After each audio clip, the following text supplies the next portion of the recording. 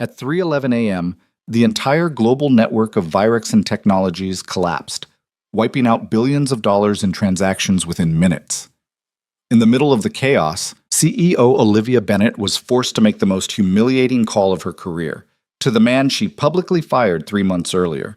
That man was Noah Hayes, a quiet single father who spent his days fixing servers in the basement while raising his 7-year-old daughter alone. But Olivia had no idea that the shy single dad she dismissed was secretly the genius who built the entire infrastructure keeping her empire alive. This is a story about arrogance, redemption, and discovering what real power actually looks like. Stay with me until the end, and if you enjoy this story, hit that like button and comment with your city so I can see how far this tale travels across the world. The emergency notification came through at exactly 3:11 a.m., and Olivia Bennett knew immediately that her life was about to fall apart. She was awake when it happened, had been awake for hours, actually staring at quarterly projections on her tablet while her penthouse apartment overlooked a city that never seemed to sleep. 30 years old, youngest CEO in Virexon Technologies history, and lately she'd been wondering if the insomnia was worth the corner office. Then her phone started screaming. Not buzzing, not chiming, screaming, every alert she'd configured for catastrophic system failures going off simultaneously in a chorus of digital panic that made her heart stop before her brain even processed what was happening. She grabbed the phone with shaking hands. The screen was flooded with red. Every dashboard, every monitoring system, every backup protocol, all red, all failing, all collapsing in real time like dominoes made of billion-dollar contracts. No, she whispered. No, it. She pulled up the network status. The main screen showed a map of Virexon's global infrastructure, normally a constellation of steady green nodes spanning 6 continents. Now it looked like someone had taken a flamethrower to it. Green turned yellow, yellow turned orange, orange bled into red, and red just disappeared. Entire data centers going dark. Singapore, Frankfurt, São Paulo, Seattle, one after another, like watching stars die. Her hands were still shaking when she called Marcus Reeves, her CTO. He picked up on the first ring, which meant he was already awake, which meant this was even worse than she thought. "Tell me you're seeing this," she said. "I'm at the office." His voice was tight, clipped. Marcus never got rattled, but right now he sounded like a man watching his house burn down. "You need to get here, now." "What happened?" "I don't know. We don't know. The new protocols we implemented last month, something triggered a cascade failure. We're losing everything, Olivia. Everything." She was already moving, grabbing clothes from her closet without bothering to turn on the lights. The backups are failing too. Whatever this is, it's eating through every redundancy we have. That's not possible. "Yeah, well, tell that to the system." She heard him yelling at someone in the background, his voice cracking at the edges. "Just get here fast." The line went dead. Olivia dressed in 30 seconds flat. Jeans, a wrinkled button-down she didn't bother tucking in, shoes without socks. She looked like hell and didn't care. Her Tesla was already pulling itself out of the parking garage by the time she hit the elevator, the autonomous systems responding to the emergency beacon she'd activated from her phone. The streets were empty at this hour, streetlights painting everything in shades of amber and shadow. She watched the city blur past while her phone kept screaming, kept showing her the real-time devastation unfolding across every continent where Virexon had a presence. Transaction systems offline, client databases corrupted, security protocols compromised, billions of dollars in processing capacity just gone. Her father had built this company from nothing, spent 40 years turning Virexon into the backbone of global digital infrastructure. Banks, hospitals, governments, they all depended on systems her father's team had created, and she'd been CEO for barely 18 months before burning it all down. The office building looked wrong when she pulled up. Too many lights on, too many cars in the parking lot for 3:30 in the morning. She badged through security and hit the elevator, watching the numbers climb while her stomach dropped. 27th floor, executive level, where they'd built the new command center after she'd approved the modernization project. The elevator doors opened on chaos. "Need to isolate the Frankfurt servers before—" "Already tried that. It's spreading faster than—" "Clients are calling. What do I tell them? Don't tell them anything until we know what the hell is—" Marcus spotted her first. He looked 10 years older than he had yesterday. His expensive suit wrinkled, his silver hair standing up in places where he'd obviously been running his hands through it. "Conference room," he said. Now. She followed him through the maze of cubicles where her best engineers were hunched over keyboards, their faces lit by screens full of error messages. Nobody looked up when she passed. They were too busy trying to stop the bleeding. The conference room was worse. Floor-to-ceiling windows overlooked the city, but nobody was admiring the view. The entire far wall was covered in monitors showing system diagnostics that all told the same story. Catastrophic, cascading failure across every major node. 6 people sat around the table. The heads of infrastructure, security, client services, legal, all of them looked like they'd aged a decade in the last hour. "Talk to me," Olivia said. Marcus pulled up a timeline on the main screen. At 3:08 a.m., routine maintenance triggered an automated update across the Singapore data center. Standard procedure. We've done it 1,000 times. But this time, something in the new architecture protocols we implemented last month didn't play nice with the legacy systems. What kind of something? We're still figuring that out, but whatever it was, it created a feedback loop. The system tried to compensate, which triggered safety protocols, which overwhelmed the backups, which cascaded into every connected node. Singapore went down first. Then Frankfurt tried to absorb the load and collapsed under the weight. Sao Paulo, Tokyo, London, Seattle. He gestured at the screens. Everything we've built over the last 40 years is eating itself alive, and we can't stop it. Olivia felt cold despite the climate control. The new protocols, those were supposed to make us more resilient. Yeah. Marcus laughed, but there was no humor in it. Turns out modernization and resilience aren't the same thing. So fix it, roll back the updates, restore from backup, rebuild from shit. We can't. That was Jennifer Park, head of security. She looked like she'd been crying.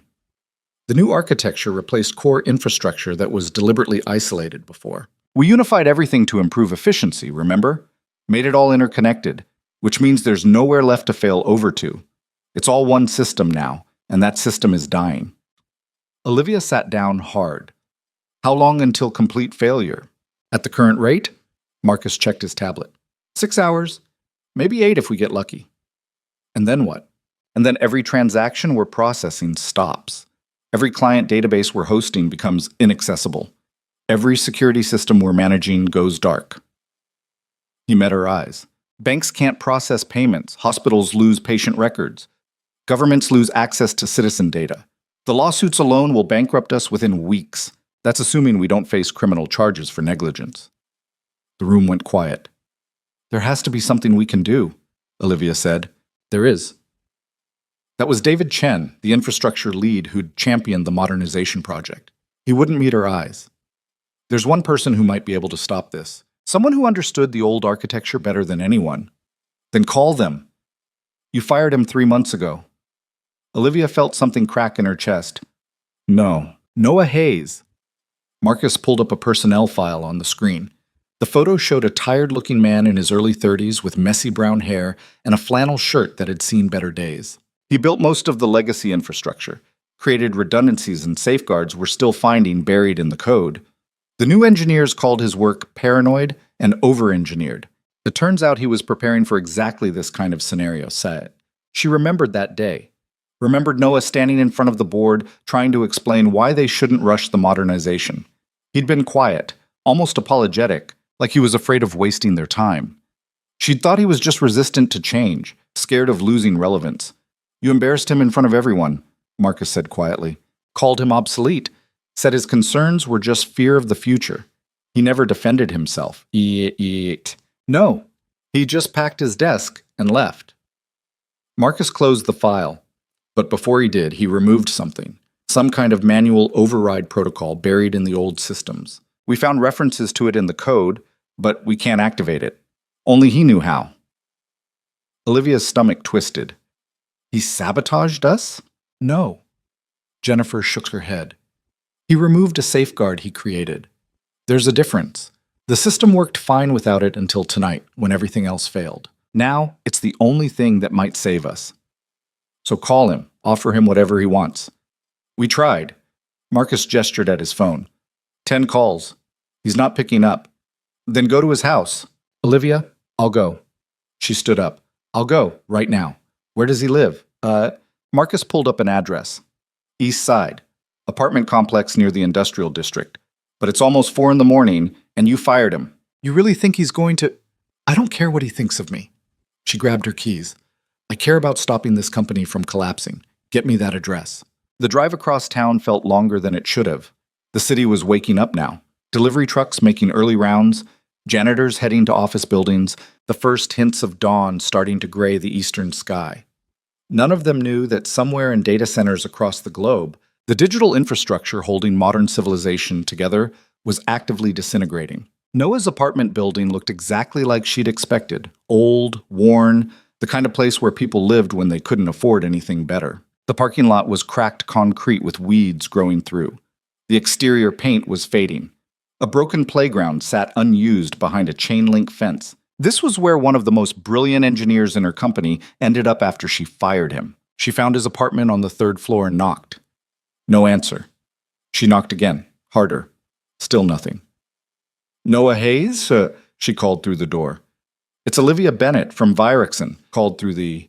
I know you probably don't want to talk to me, but it's an emergency. The company is... The door opened 6 inches. A little girl stood there, maybe 7 years old, wearing pajamas with dinosaurs on them. She had Noah's brown hair and the same cautious eyes. My dad's asleep, the girl said. Olivia hadn't been expecting this. I'm sorry. I wouldn't be here if it wasn't important. Is he... Can I talk to him? He had a bad night. He doesn't sleep good anymore. There was something in the way she said it that made Olivia's chest hurt. This little girl was used to protecting her father, used to running interference with the world while he tried to hold himself together. I understand, but people might lose their jobs if I can't talk to him. A lot of people. The girl studied her for a long moment. Then she said, "Wait here," and closed the door. Olivia waited in the hallway, listening to whispered voices inside. A man's voice, rough with sleep. The girl's higher pitch, explaining something. A long pause. The door opened again. This time Noah stood there, and Olivia barely recognized him. He'd lost weight since she'd last seen him, enough that his old flannel shirt hung loose on his frame. His hair was longer, messier. He had dark circles under his eyes that spoke of months of bad sleep. But what struck her most was his expression. Not angry, not surprised, just tired. "Olivia," he said. His voice was flat, carefully neutral. "It's 4 in the morning. I know. I'm sorry. The company... There's been a catastrophic system failure. Everything's collapsing. We can't stop it. And you want me to fix it?" "Yes." He leaned against the door frame. Behind him, Olivia could see a small living room with furniture that had definitely been bought secondhand. There were crayons scattered on a coffee table, a half-finished puzzle, drawings taped to the walls, childish stick figures holding hands with a dinosaur. 3 months ago, Noah said, I stood in a board meeting and told you this exact thing would happen. I explained that the new architecture was removing safeguards we needed, that modernization for its own sake was dangerous. Do you remember what you said to me? Olivia swallowed. Yes. You said I was a technician afraid of change. You said my concerns were outdated. You said... He paused. You said the future had no room for people who couldn't adapt. I was wrong. Jeez. Yeah. He smiled, but there was no warmth in it. You were. But you were also very convincing. The board believed you. The new engineers believed you. Everyone believed that I was just some obsolete maintenance worker clinging to systems I built because I was scared of being replaced. Noah, I'm sorry. I'm so sorry, but right now your company is burning down, and you need the obsolete maintenance worker to save it. He shook his head. Do you have any idea what the last 3 months have been like? I spent 2 weeks sending out resumes to companies that all wanted to know why Virexon let me go. Nobody wants to hire someone the youngest CEO in tech history called obsolete. I'll fix that. I'll give you whatever reference you want. I'll personally call... I'm working retail now. His voice was still flat, but Olivia heard something underneath it. Something broken. Nights at an electronics store, stocking shelves and helping college kids pick out laptops. It's the only job I could get that let me be home during the day with Lily, because she's 7 and I'm all she has. And I'm not letting her come home to an empty apartment just so I can sit in another server room being ignored by people who think credentials matter more than competence. The little girl, Lily, appeared behind him. She was watching Olivia with those careful, protective eyes. Please, Olivia said, I know I don't deserve your help, but this isn't about me. If Virexen collapses, thousands of people lose their jobs. People who have families, who have kids like... She gestured at Lily. Like your daughter. They didn't humiliate you. They don't deserve to suffer because I was too arrogant to listen. Noah was quiet for a long time. Then Lily tugged on his shirt. Dad, she said softly, if you can save them, shouldn't you try? Something crossed his face, pain maybe, or resignation. He looked down at his daughter, and Olivia saw the moment he broke. Go back to bed, sweetheart, he said. Daddy has to go out for a while. Will you be home for breakfast? I don't know. Lily hugged him tight. Okay, be safe. She disappeared back into the apartment. Noah watched her go, then turned back to Olivia. If I do this, he said, we're clear. You don't owe me. I don't owe you. After this, we're done. Whatever you want. And you're going to listen to me. Every word. No arguments. No second guessing. No checking with your fancy engineers. Because they're the ones who broke it, and I'm the only one who knows how to fix it. Yes, absolutely. He grabbed a jacket from inside the apartment. Let's go. They didn't talk on the drive back to Virexen. Noah sat in the passenger seat, staring out the window while Olivia navigated through early morning traffic. She wanted to say something, apologize again, try to explain, make him understand she hadn't meant to destroy his life, but his silence was a wall she couldn't breach. When they pulled into the Virexen parking lot, dawn was breaking over the city. The sky was turning from black to gray to the pale blue of early morning. It should have been beautiful. Instead, it felt like watching a countdown timer tick towards zero. They rode the elevator to the 27th floor. The doors opened on the same chaos Olivia had left an hour ago, except now it was worse. More people, more panic, more screens full of red error messages. Marcus saw them first. He looked at Noah like he'd seen a ghost. You came, Marcus said. She begged. Noah's voice was neutral. Where are the server rooms? Basement level. But Noah, the system. I know what the system's doing. I designed the system. He started walking toward the elevators. Someone show me what you broke. What? They took him to the basement. Olivia had never been down here before. It was maintenance territory. The unglamorous foundation supporting everything happening in the glass towers above. The hallways were concrete and fluorescent lights. The server rooms were temperature-controlled chambers humming with the sound of thousands of machines trying desperately to keep working. Noah stood in the doorway of the main server room and went absolutely still. Jesus, he whispered. Olivia looked past him. The room was a nightmare. Screens showing diagnostic cascades, warning lights flashing across racks of hardware. The temperature was too high. She could feel it. The climate control system struggling against the heat of machines working beyond their capacity. How long? Noah asked. Marcus checked his tablet. 4 hours? Maybe 5. Show me what you did. They walked him through it. The modernization project, the new protocols, the unified architecture that was supposed to make everything more efficient. Noah listened without interrupting. His face was unreadable. When they finished, he said, You removed every safeguard I built. We thought they were redundant. They weren't redundant, they were insurance. I built them after spending 2 years analyzing every possible failure scenario. I over-engineered on purpose because I knew eventually someone would come along who thought they knew better. We were trying to improve. You were trying to cut costs. His voice was still calm, but Olivia heard steel underneath. Every safeguard I built added overhead, made the system slower, less efficient, less profitable. So, you ripped them out and congratulated yourselves on modernizing. Can you fix it? Olivia asked. Noah walked into the server room. He moved through the racks like he was remembering an old house he used to live in, running his hands over hardware, checking connections, reading diagnostics on screens that meant nothing to Olivia, but apparently told him everything. Maybe, he said finally. There's a manual override buried in the legacy systems. I built it as a last resort, something that could force a hard reset across all nodes simultaneously. It's dangerous, could corrupt data, cause permanent damage, but it's the only way to stop a cascade failure this advanced. Then do it. It's not that simple. The override requires physical access to each primary node: Singapore, Frankfurt, Sao Paulo, Tokyo, London, Seattle. Someone has to be physically present at each location to enter the activation codes. Marcus shook his head. We don't have people at all those sites, not people with access to core systems. Then get them there, Bob. Now. I'll walk them through it remotely. Noah pulled out his phone. I need a secure line to each location and a direct feed from every diagnostic system. And I need everyone to shut up and let me work. For the next 3 hours, Olivia watched Noah Hayes become someone she'd never seen before. He stood in the center of the server room with his phone in one hand and a laptop balanced on a rack in front of him, coordinating 6 teams across 6 continents while simultaneously rebuilding core systems on the fly. His voice was steady, patient, explaining complex procedures to engineers who had no idea what they were doing, but trusted him because they had no other choice. Singapore, I need you to access Terminal 347. Yes, the one behind the cooling unit. I know it's hard to reach. Do it anyway. Frankfurt, you're reading the wrong diagnostic. The one I need is under legacy systems, not current architecture. Check again. São Paulo, stop. Stop right now.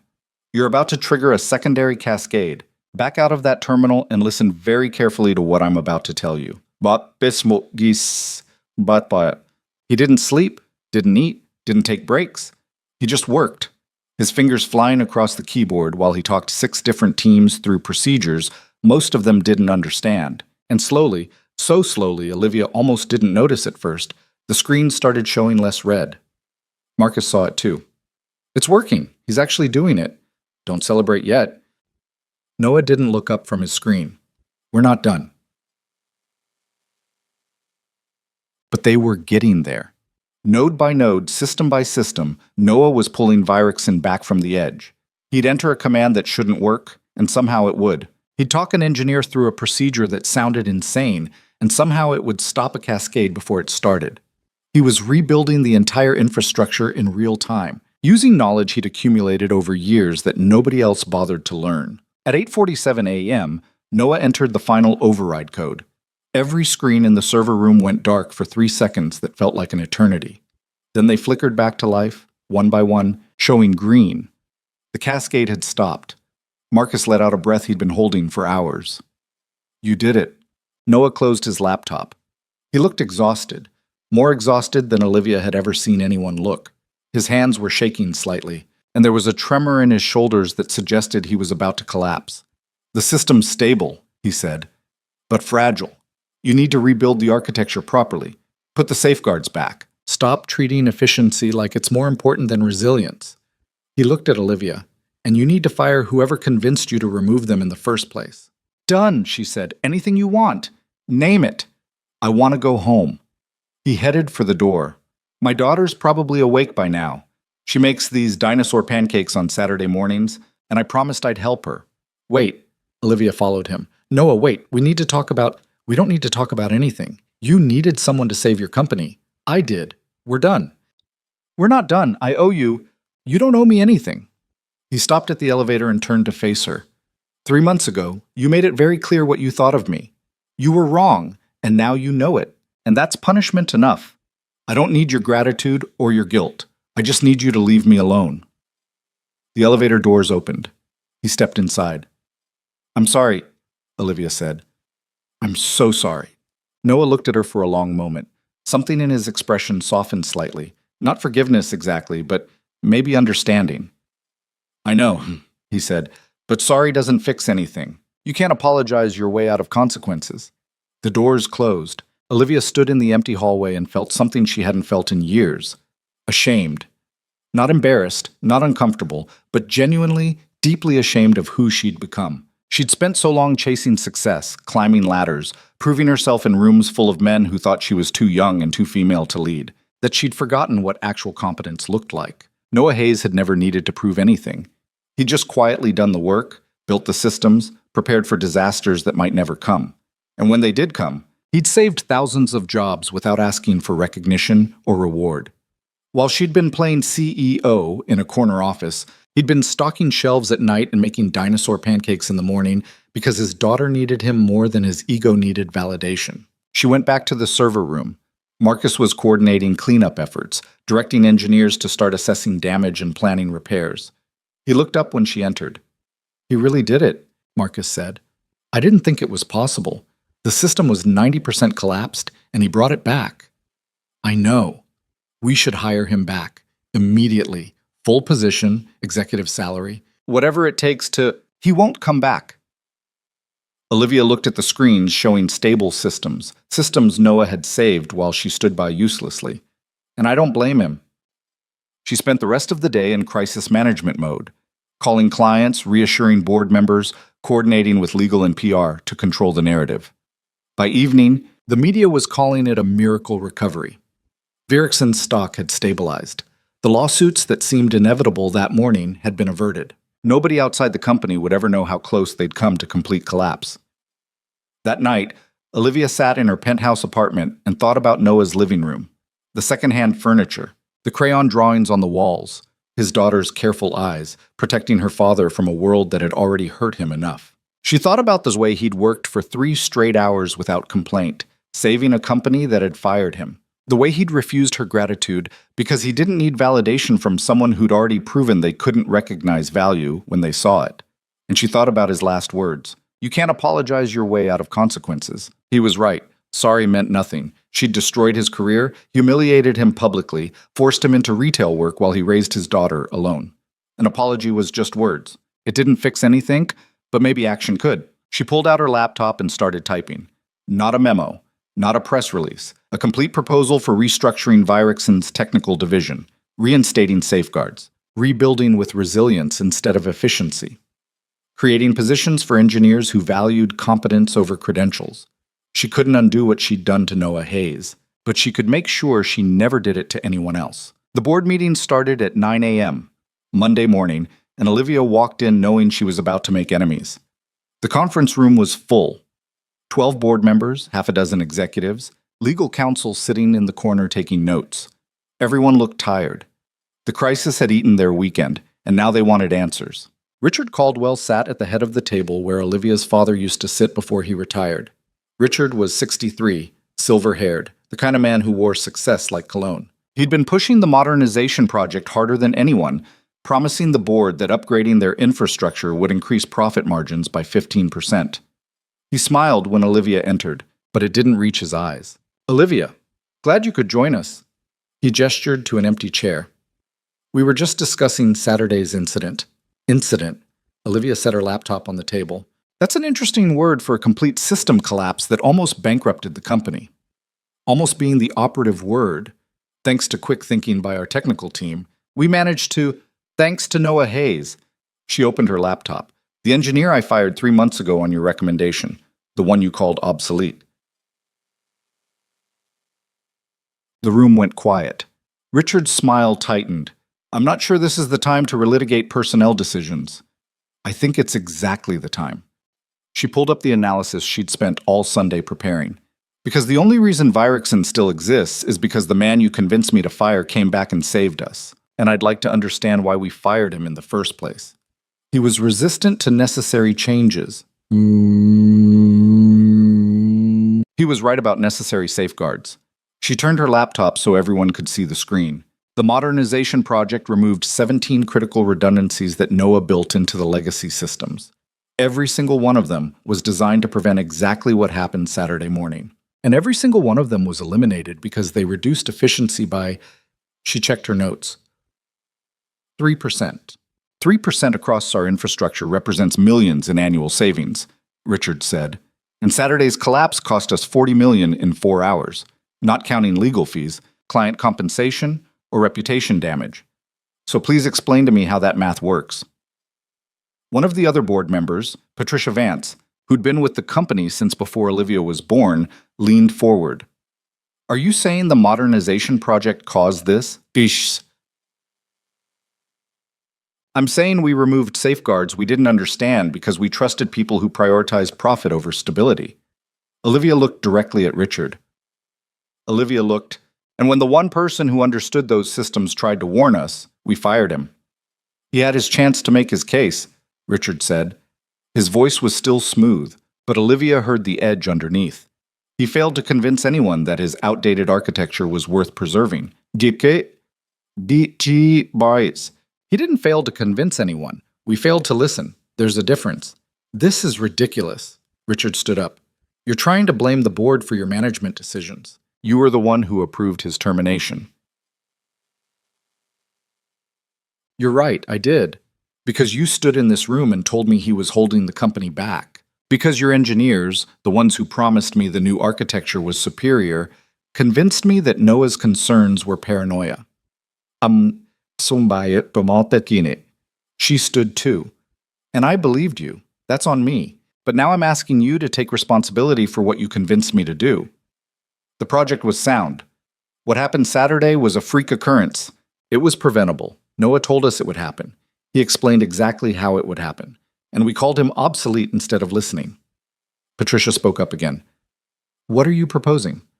Olivia took a breath. This was the part that would either save the company or end her career. I want to reinstate every safeguard Noah built.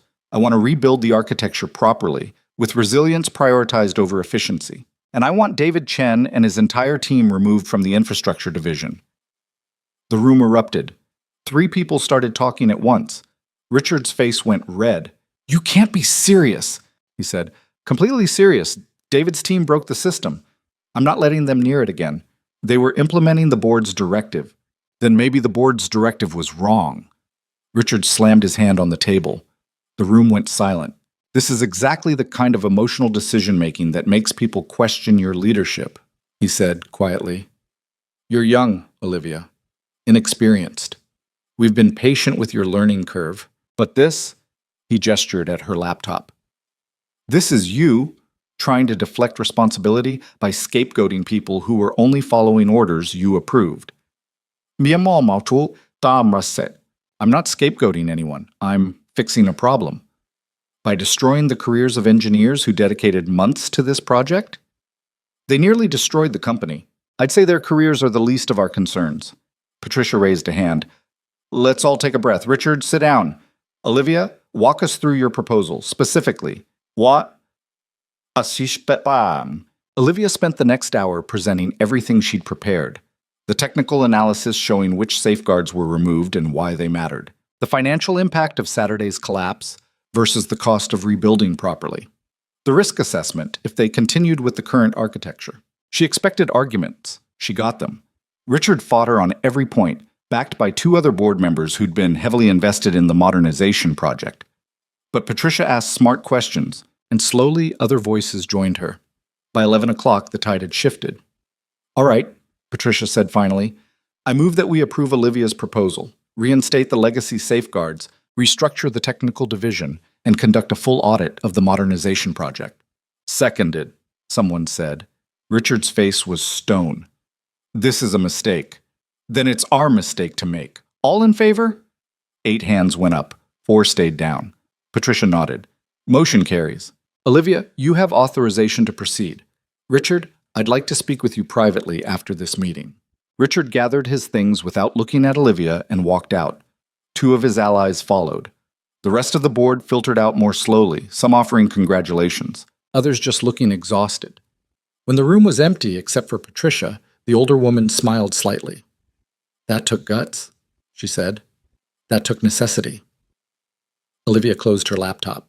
Richard's going to make my life hell now. Probably. But you were right, and he was wrong, and sometimes that's all that matters. Patricia stood. For what it's worth, your father would have been proud. He always valued the people in the basement more than the ones in corner offices. After Patricia left, Olivia sat alone in the conference room and let herself shake for a minute. She'd just made powerful enemies. Richard Caldwell had connections throughout the industry, and he didn't forgive people who embarrassed him publicly. But she'd also just saved the company from making the same mistake twice. Her phone buzzed. Marcus. I heard, he said when she answered. The entire building heard. You actually got them to approve the restructure. Barely. Still counts. What do you need from me? Start identifying everyone on David's team who was involved in removing the safeguards. I want them reassigned, not fired. This wasn't entirely their fault, but they're not touching core infrastructure again. Done. What about David himself? He's gone. Today. Security walks him out, standard severance package, neutral reference if anyone calls. She rubbed her temples. And Marcus? Find out if Noah Hayes is willing to consult. You think he'll agree? No, but I have to try. She spent the rest of Monday implementing the board's decision. David Chen took the news badly, started yelling about lawsuits and wrongful termination until security escorted him out. His team was shocked but mostly cooperative once Olivia explained they'd be reassigned with no loss of pay or benefits. By evening, the entire infrastructure division had been reorganized. Now came the hard part. She'd called Noah's number 4 times Monday afternoon. He never picked up. She'd sent 2 emails that went unanswered. Tuesday morning, she tried again. This time someone answered. "Hello?" A woman's voice, older, tired. "Hi, I'm looking for Noah Hayes. This is Olivia Bennett from... I know who you are." The voice turned cold. "I'm his neighbor, Mrs. Chen. Noah asked me to screen his calls while he's at work. I really need to speak with him. It's about offering him his job back after you humiliated him and destroyed his career. He's not interested."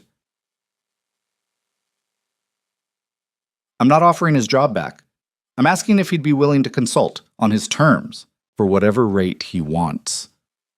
There was a long pause. Then Mrs. Chen said, "He works at Tech World Electronics, night shift, 10 to 6.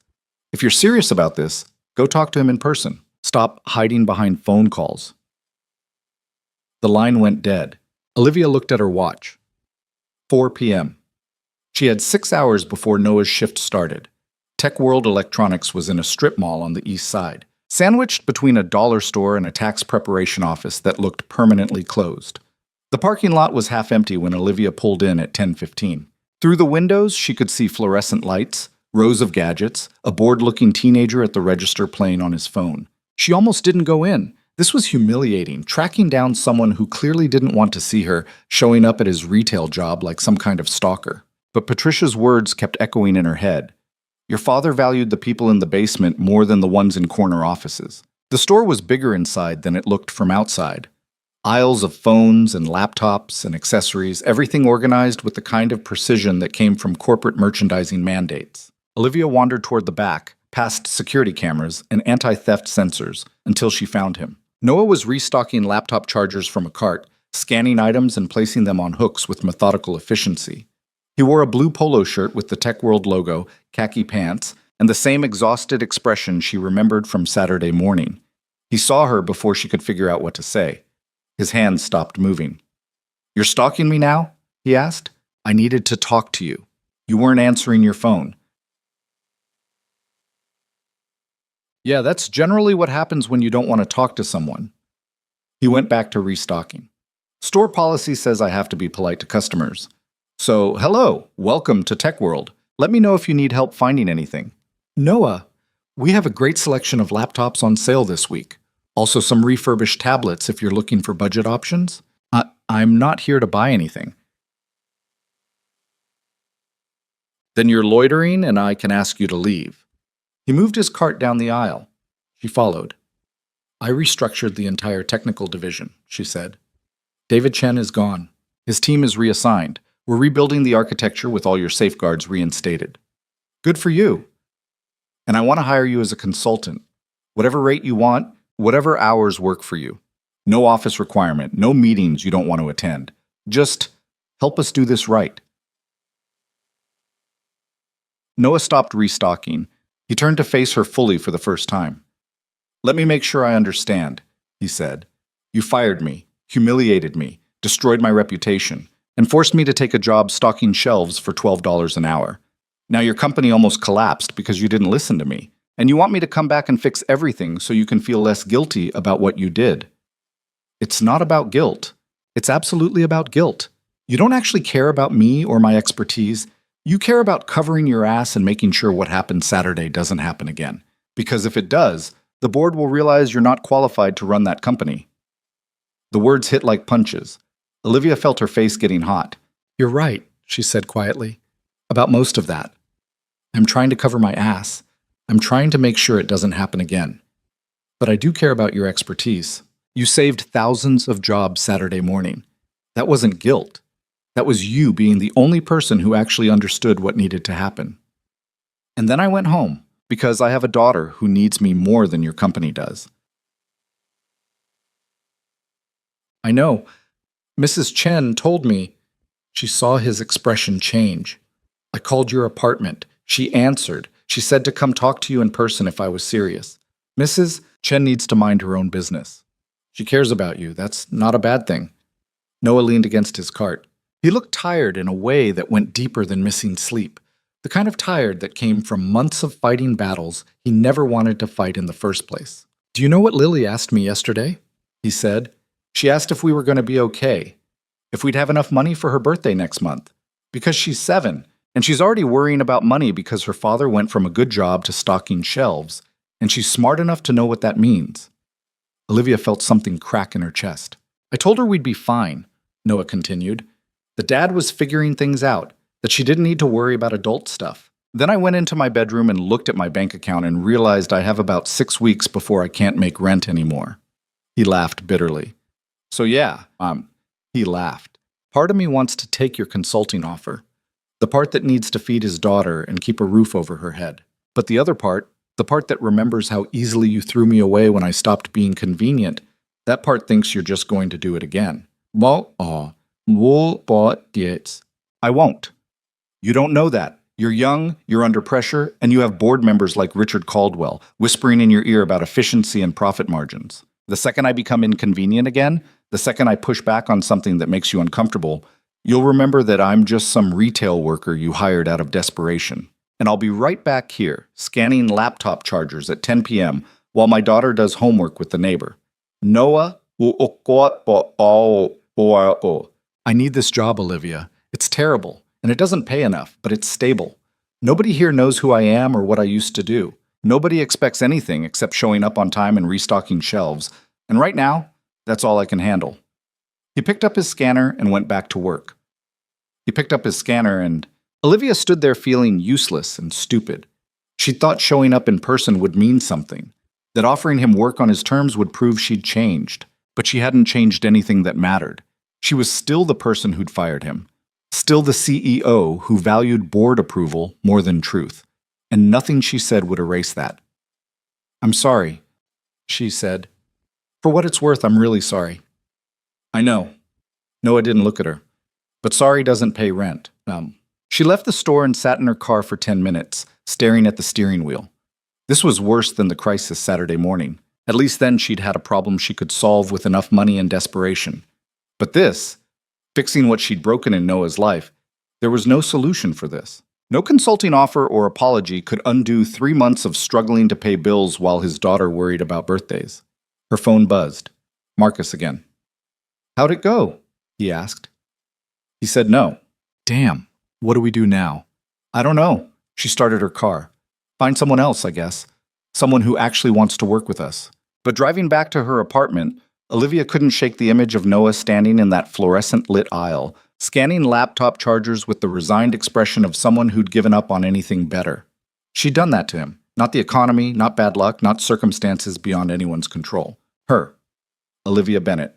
The youngest CEO in Virexon's history had personally destroyed a brilliant engineer's career because she'd been too arrogant to recognize competence when it was standing right in front of her. Wednesday morning brought new problems. Clients who'd been reassured everything was stable were now reading articles about executive shakeups at Virexon. 3 major contracts were suddenly under review. The stock price dipped another 2%, and Richard Caldwell was making his move. He'd called a special board session for Friday. No agenda provided, just a terse email saying they needed to discuss leadership concerns. Patricia warned Olivia over the phone that Richard was gathering votes to have her removed as CEO. "He's arguing that Saturday's crisis proves you can't handle the pressure," Patricia said. "That you're making emotional decisions and destabilizing the company with unnecessary changes. The changes were completely necessary." "I know that, but Richard's convincing, and some of the board members are spooked. They see the stock price dropping and the client concerns, and they're wondering if stability means keeping you or replacing you." "What do you think?" Patricia was quiet for a moment. "I think you did the right thing, but doing the right thing doesn't always save your job. Be ready for a fight Friday." Olivia spent Wednesday and Thursday preparing her defense. Financial projections showing how the restructuring would save money long term. Testimonials from engineers who'd worked under David Chen and were relieved he was gone. Data proving the modernization project had been flawed from the start, but none of it mattered if Richard had the votes. Thursday night, she was working late in her office when her assistant knocked. "Someone's here to see you," Jennifer said. No appointment. Says it's important. Tell them to schedule. It's Noah Hayes. Olivia's heart jumped. Send him in. Noah walked into her office looking uncomfortable. He was still wearing his Tech World polo, which meant he'd come straight from work. His hair was messier than usual, and he had the wired look of someone who'd been running on caffeine and bad decisions. I talked to Mrs. Chen, he said without preamble. She told me I was being an idiot. Olivia gestured to a chair. Sit, please. He sat on the edge of the seat, like he might bolt any second. She said you came to the store, that you offered consulting work, and I turned you down because I was being stubborn. I wouldn't say stubborn. I would. Mrs. Chen definitely would. She said, he paused, rubbing the back of his neck. She said I was punishing you for something that was hurting me more than you, and that Lily deserves a father who knows when to accept help. Olivia waited. She knew better than to interrupt now. The thing is, Noah continued, I don't trust you. I want to be clear about that. You fired me once, you'll probably fire me again. But Mrs. Chen's right about Lily. She needs stability, and stability costs money, and I'm not going to let my pride stop me from giving her that. So you'll consult? On conditions. Real ones, not just promises. He pulled a folded piece of paper from his pocket. I wrote them down because I don't trust verbal agreements anymore. He handed her the paper. Olivia unfolded it and read. 1. Hourly rate. $200 per hour. Invoiced weekly. 2. Remote work only. No office requirement 3. Maximum 20 hours per week 4. All technical decisions final. No board override 5. Contract renewable monthly. Either party can terminate with 1 week notice 6. If terminated, 2 months severance paid immediately. These are reasonable, Olivia said. They're survival. I need enough money to build up savings so next time someone decides I'm obsolete, I have a cushion. And I need the time limit because Lily comes first. Always. If you can't work with that, say so now. I can work with it. She looked up from the paper. All of it. Even number 4, because that's the deal breaker. If I say something's necessary and your board disagrees, I win, or I walk. Even number 4. Noah studied her face like he was trying to detect lies. Whatever he saw must have satisfied him because he nodded slowly. Okay, he said. When do you need me to start? Monday? That gives me the weekend to set everything up, get you credentials, introduce you to... I need the first week's pay up front. Olivia blinked. That's not standard.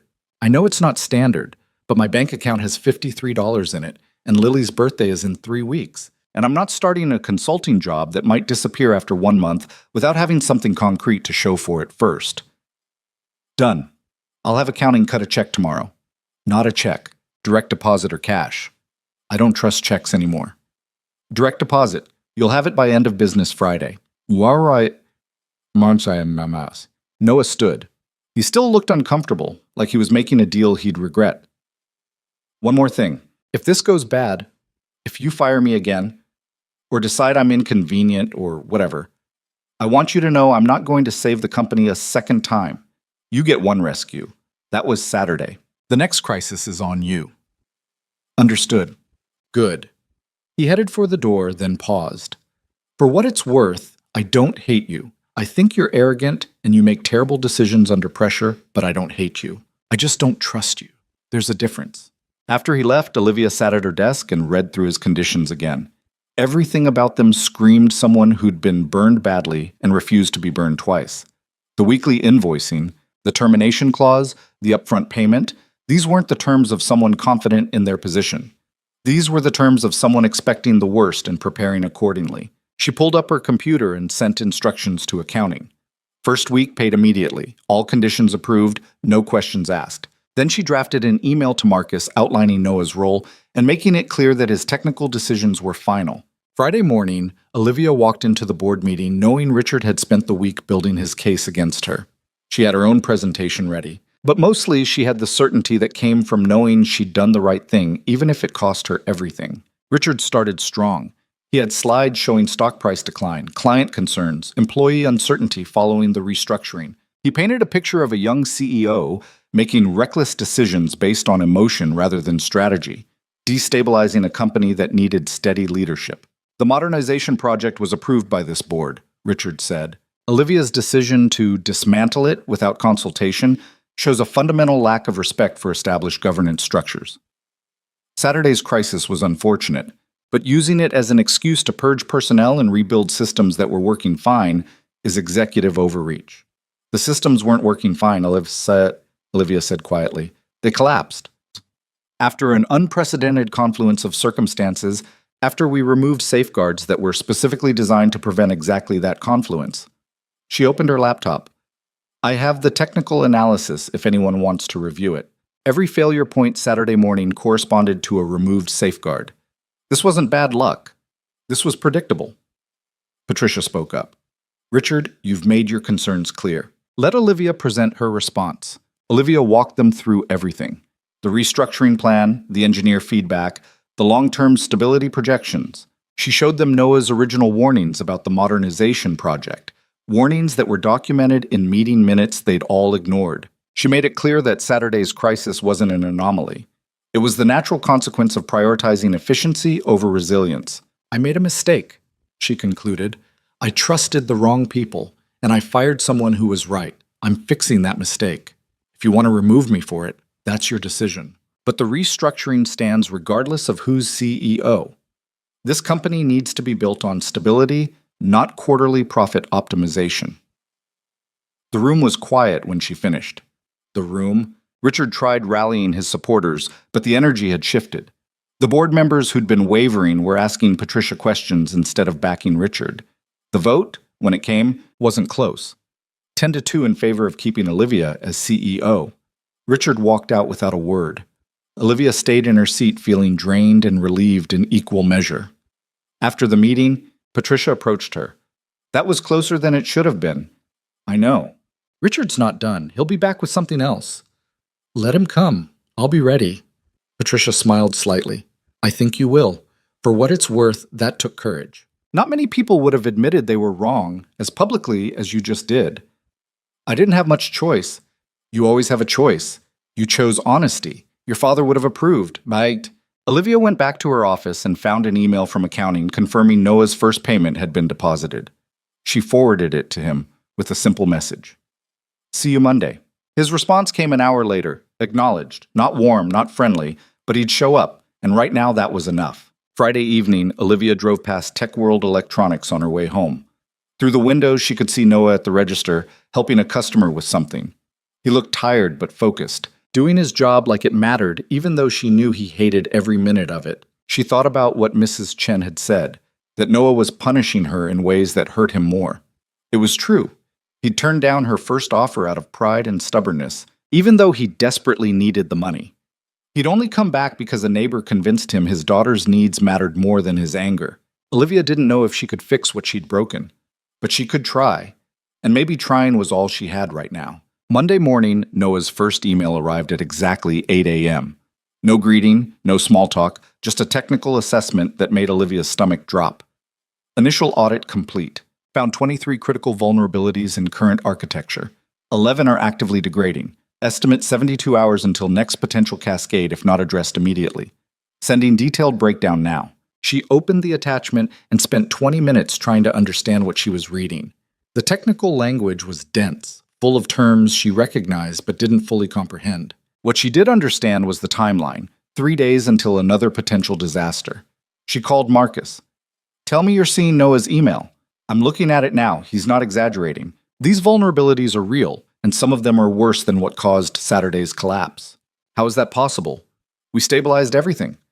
We stopped the immediate bleeding, but the underlying infrastructure is still fractured. Noah's finding things David's team either missed or deliberately ignored. She heard him typing. He's already sent preliminary fixes for 5 of them. I'm reviewing now, but Olivia, this is going to take weeks, maybe months. We don't have months. Richard's watching everything I do, waiting for another crisis so he can push me out. Then we work fast. I'll coordinate with Noah, get a priority list, start implementing fixes today. Keep me updated, every step. She hung up and stared at Noah's email. 23 vulnerabilities, 72 hours. She'd thought saving the company on Saturday had bought her breathing room. Instead, she'd just postponed the inevitable. Her phone rang. Unknown number. She almost didn't answer, but something made her pick up. Olivia Bennett, Ishatike.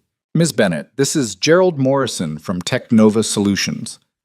The voice was smooth, professional, the kind that came from decades of closing deals. I'm calling regarding Noah Hayes. Olivia's hand tightened on the phone. What about him? I understand you've recently engaged him as a consultant. I wanted to reach out before you invest too heavily in that relationship. I'm prepared to offer Mr. Hayes a position here at Technova, senior architect role, competitive salary, full benefits. I think it would be advantageous for everyone if we could come to an arrangement before he becomes too entangled with Virexon's current situation.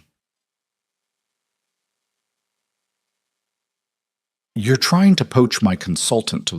I'm offering employment to a talented engineer who deserves better than consulting work. From what I understand, Mr. Hayes has had difficulty finding stable employment since leaving Virexon. Technova is prepared to provide that stability. Bestas. How do you even know about Noah? Morrison laughed. The industry's smaller than you think, Ms. Bennett. Word spreads when someone saves a company from total collapse. Several firms are interested in Mr. Hayes' expertise. I'm simply being direct about our interest. Noah signed a contract with me. A month-to-month consulting agreement with a termination clause. Hardly binding. I'm sure if presented with the right offer, Mr. Hayes would see the wisdom in accepting permanent employment over precarious contract work. He paused. Especially given his personal circumstances. A man raising a child alone needs security. Can you truly provide that? Olivia felt her jaw clench. This conversation is over. Consider it a courtesy call. I'll be reaching out to Mr. Hayes directly. Have a good day. The line went dead.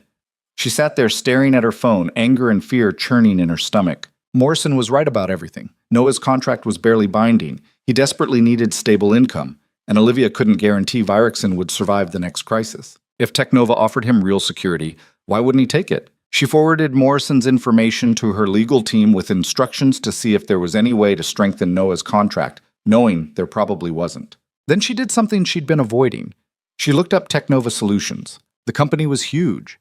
International presence, government contracts, the kind of resources that made Virexon look small. They could offer Noah everything she couldn't: stability, recognition, a career path that didn't depend on a struggling CEO fighting to keep her job. She should tell Noah about the call, warn him that people were circling, but she didn't. Instead, she archived Morrison's contact information and tried to focus on the 23 vulnerabilities threatening to destroy everything again. By Wednesday, Noah had fixed 11 of the critical issues. He worked entirely remotely, communicating through terse emails and occasional video calls where he walked Marcus's team through implementations. Olivia never spoke to him directly. She wasn't sure if that was his choice or hers. Wednesday afternoon, she got another call. This time from a name she recognized, Susan Park, CEO of Datafront Industries, one of Virexon's biggest competitors. Olivia, thanks for taking my call. Susan, what can I do for you? I wanted to discuss a potential opportunity. We're expanding our infrastructure division and looking for experienced leadership. Your recent handling of the crisis at Virexon has impressed several people here. We'd like to explore whether you'd be interested in bringing your expertise to Datafront. Olivia almost laughed. You're trying to recruit me? Why not? You're talented, you're young, and frankly, you're wasted fighting board politics at a company that doesn't appreciate you. Datafront offers a different culture, one where technical competence matters more than tenure. I'm not leaving Virexon. Not even if Richard Caldwell succeeds in removing you, because from what I'm hearing, he's making another push, gathering support, building alliances. You survived one vote. Will you survive the next? That's not your concern. It's absolutely my concern. Talent is rare, Olivia. When I see someone capable being undermined by petty politics, I try to offer alternatives. Susan's voice softened slightly. You've proven you can recognize mistakes and fix them. That takes courage. Datafront values courage. I'm not interested. Think about it. My offer stands if circumstances change. And Olivia, if you do leave Virexon, voluntarily or otherwise, bring Noah Hayes with you. We'd be very interested in both of you. The call ended before Olivia could respond.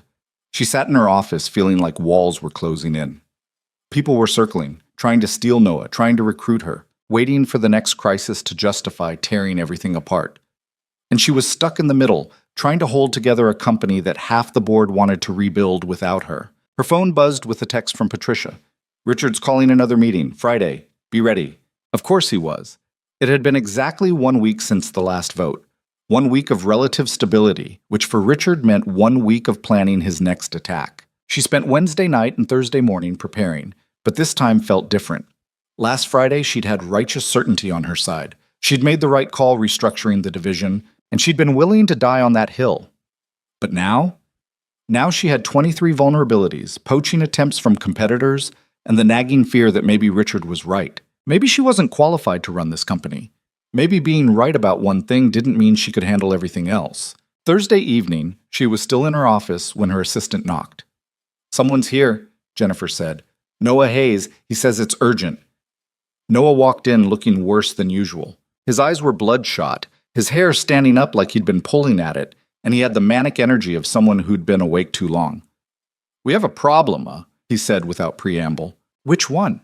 "Because I'm currently dealing with about 15 Orikasan, the Frankfurt data center. I've been reviewing the logs from Saturday's collapse, and I found something." He set his laptop on her desk and pulled up screens full of code. "Look at this. See these access timestamps? Someone was in the system during the cascade, not trying to fix it, actively preventing fixes." Olivia leaned closer.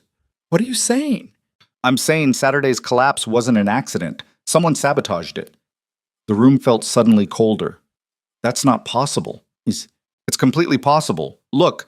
He pointed at lines of code that meant nothing to Olivia. These commands were entered manually during the crisis. They disabled backup protocols, blocked automatic recovery systems, even corrupted some of the emergency logs so it would be harder to trace later. Whoever did this knew exactly what they were doing. Who had access? That's the problem. The access credentials used were David Chen's, but they were logged in from an IP address in Singapore during the collapse. David was physically in Seattle that morning. I checked the security logs. He badged into the building here at 6 a.m., 2 hours before everything went wrong. So someone stole his credentials, or he gave them to someone. Or there's a third option. Noah pulled up another screen. The modernization project created centralized admin access to make management easier. David's team had those credentials. Any one of them could have done this. Olivia felt sick. "You're telling me someone on our team deliberately crashed the company? I'm telling you someone with inside access used the crisis as cover to cause maximum damage. Why?" "I don't know. But it wasn't random, and it wasn't accidental. This is insane. Who would—" She stopped. The answer hit her like cold water. "Richard, the board member?" He pushed the modernization project harder than anyone, promised it would increase profits, reduce costs. Then when it failed, he tried to use that failure to remove me as CEO. What if— She met Noah's eyes. What if he arranged the failure specifically to discredit me? Noah shook his head. "That's a hell of an accusation with no proof. You just showed me proof. Someone sabotaged the system using credentials from David's team. David reported directly to the board. Richard had access to everything David was doing. Access isn't proof. And if you accuse a board member of sabotage without concrete evidence, he'll destroy you. He's already trying to destroy me. Friday, he's calling another meeting to push for my removal. Again. Noah closed his laptop. He looked exhausted and frustrated. Then you need to figure out what you're going to do with this information. Because if I'm right, and someone deliberately crashed the company, they're going to try again. Maybe not this week or next month, but eventually. And you need to be ready. Can you trace it further? Find out who actually entered those commands? Maybe, but it'll take time, and time's the one thing we don't have. You've got— He checked his watch. 36 hours until Friday's meeting. I can either chase this sabotage theory, or I can finish fixing the vulnerabilities that are actively threatening the system right now. Not both. Olivia wanted to say, fix the vulnerabilities, play it safe, worry about conspiracy theories later. But something in her gut said this mattered more than she understood. Chase the sabotage, she said. Marcus can handle the vulnerabilities. I need to know who did this. You sure? Because if I'm wrong, If this was just someone panicking during the crisis and making bad decisions, you're going to look paranoid, accusing people of sabotage. And if you're right, we're letting someone get away with nearly destroying the company. Noah studied her for a moment. You know this is going to make things worse, right? Richard's already trying to remove you. If you accuse him of sabotage and can't prove it, he wins. Board votes you out immediately. Then we better prove it. He left with his laptop and a promise to have something by Friday morning. Olivia sat alone in her office, feeling the weight of what they were about to do. If Noah was wrong, her career was over. If he was right but they couldn't prove it, her career was over. The only scenario where she survived was finding concrete evidence that someone had deliberately sabotaged the company, and doing it in less than 2 days. She called Marcus. I need you to pull every access log from the weekend of the crisis. Every login, every command, every keystroke anyone made across all systems. I don't care how much data it is. Pull everything. That's going to be terabytes of information. What are we looking for? Proof that someone sabotaged us deliberately.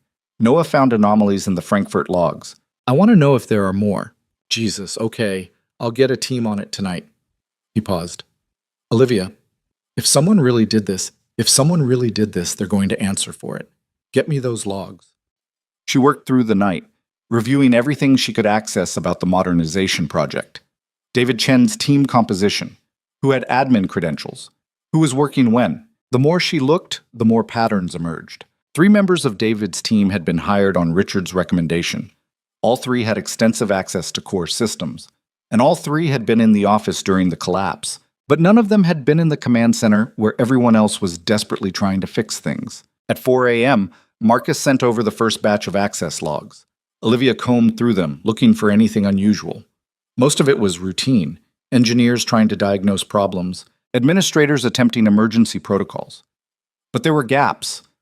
Places where the logs should have shown activity, but didn't, like someone had deliberately erased their tracks. By 6 a.m., she had a headache and 12 pages of notes that proved nothing concrete, just suspicions and circumstantial evidence that would get laughed out of any serious investigation. Her phone rang. Noah.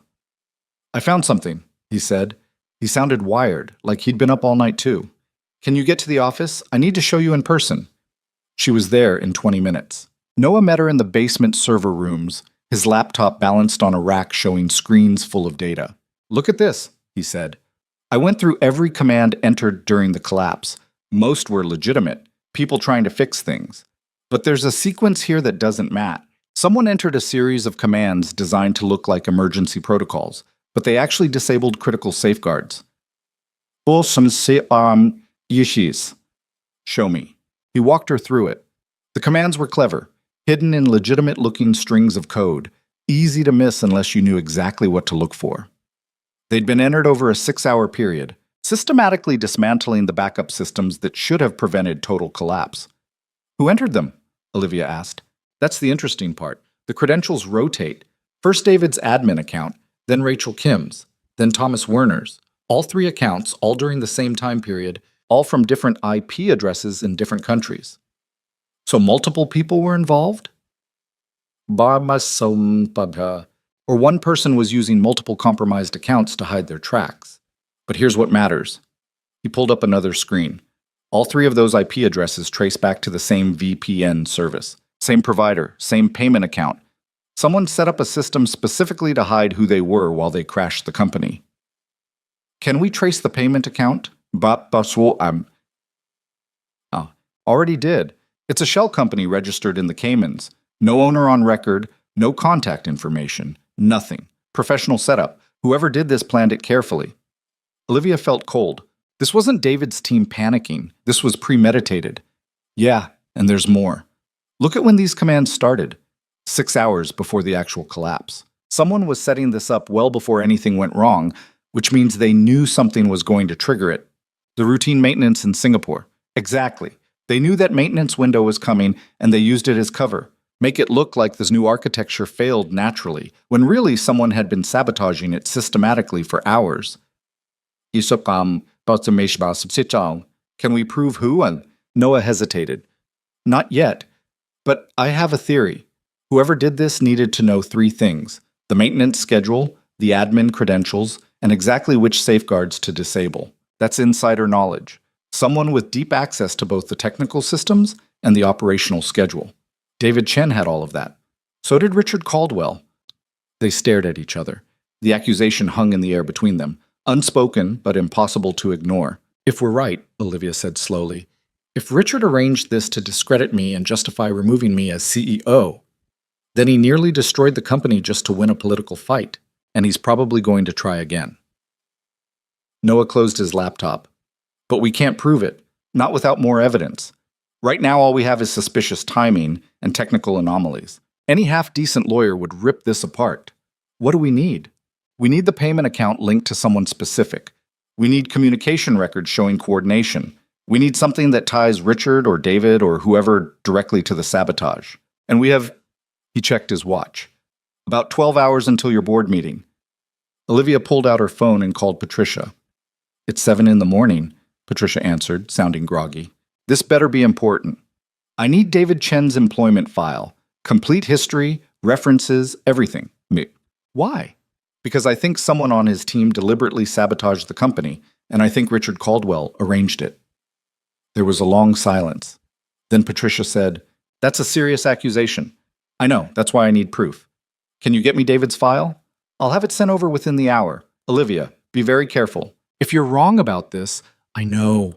I'm already finished, but if I'm right, we can't let it go. She hung up and turned to Noah. What else can you do in 12 hours? I can trace the VPN traffic patterns, see if there are any identifying signatures. I can review communication logs from David's team, look for coordination. But Olivia, even if I find something, it might not be enough.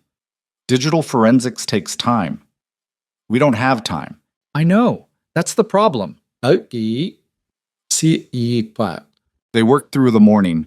Noah disappeared into code and server logs while Olivia reviewed David Chen's employment history. It was spotless. Impressive credentials, strong recommendations, nothing that suggested someone willing to commit sabotage for hire. Then she found something. A gap. 6 months between David leaving his previous employer and joining Virexon.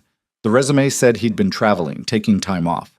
But there was a reference letter from that period, dated 3 months into the gap, from Richard Caldwell himself. Richard had known David personally before recommending him for the position. She called Marcus. I need everything you can find on the relationship between Richard Caldwell and David Chen. Personal connections, business dealings, anything. That's going to take some digging. What am I looking for? Proof they knew each other before David was hired. Proof Richard planted him here deliberately. Jesus, okay, I'll see what I can find. By noon, the pieces were starting to fit together. Marcus found social media photos showing Richard and David at the same charity gala 2 years before David joined Virexon. Noah traced the VPN payment account to a law firm that had previously done work for Richard. It was all circumstantial, but the pattern was clear. Then at 2 p.m., Noah found something concrete. I've got it, he said, bursting into Olivia's office. Look at this. I went through David's work laptop, the one security confiscated when we terminated him. Someone wiped it, but they did a sloppy job. I recovered deleted emails. He showed her the screen. An email chain between David and an unnamed contact, discussing the project and timeline and ensuring maximum impact. The language was vague, but one message was explicit. RC confirms Friday morning window. Proceed as planned. RC, Olivia said. Richard Caldwell. It's not definitive proof, but combined with everything else, it's enough. It has to be enough. She spent the next 3 hours preparing, building a presentation that laid out every piece of evidence, every connection, every suspicious detail. It wouldn't stand up in court, but it might be enough to convince the board that Richard had orchestrated the crisis to remove her. At 4 p.m., Patricia called. Richard just moved up the meeting. It's happening in 1 hour instead of tomorrow morning. He says it's urgent. He knows we found something. What did you find? Evidence that he sabotaged the company. I'm bringing it to the meeting. Olivia, listen to me carefully. If you accuse Richard without absolute proof, he will destroy you. Not just remove you as CEO, he'll make sure you never work in this industry again. Are you certain about this? Olivia looked at Noah's evidence spread across her desk, the access logs, the deleted emails, the connections between Richard and David. It was enough to raise serious questions, but was it enough to prove deliberate sabotage? Honestly, she wasn't sure. No, she admitted. I'm not certain, but I'm out of options. If I don't fight now, Richard wins anyway. Then fight smart. Don't lead with accusations. Present the evidence, ask questions, let the board draw their own conclusions. If you come in screaming about sabotage, they'll think you're desperate. I am desperate. I know, but don't let them see it. The board meeting started at 5 p.m.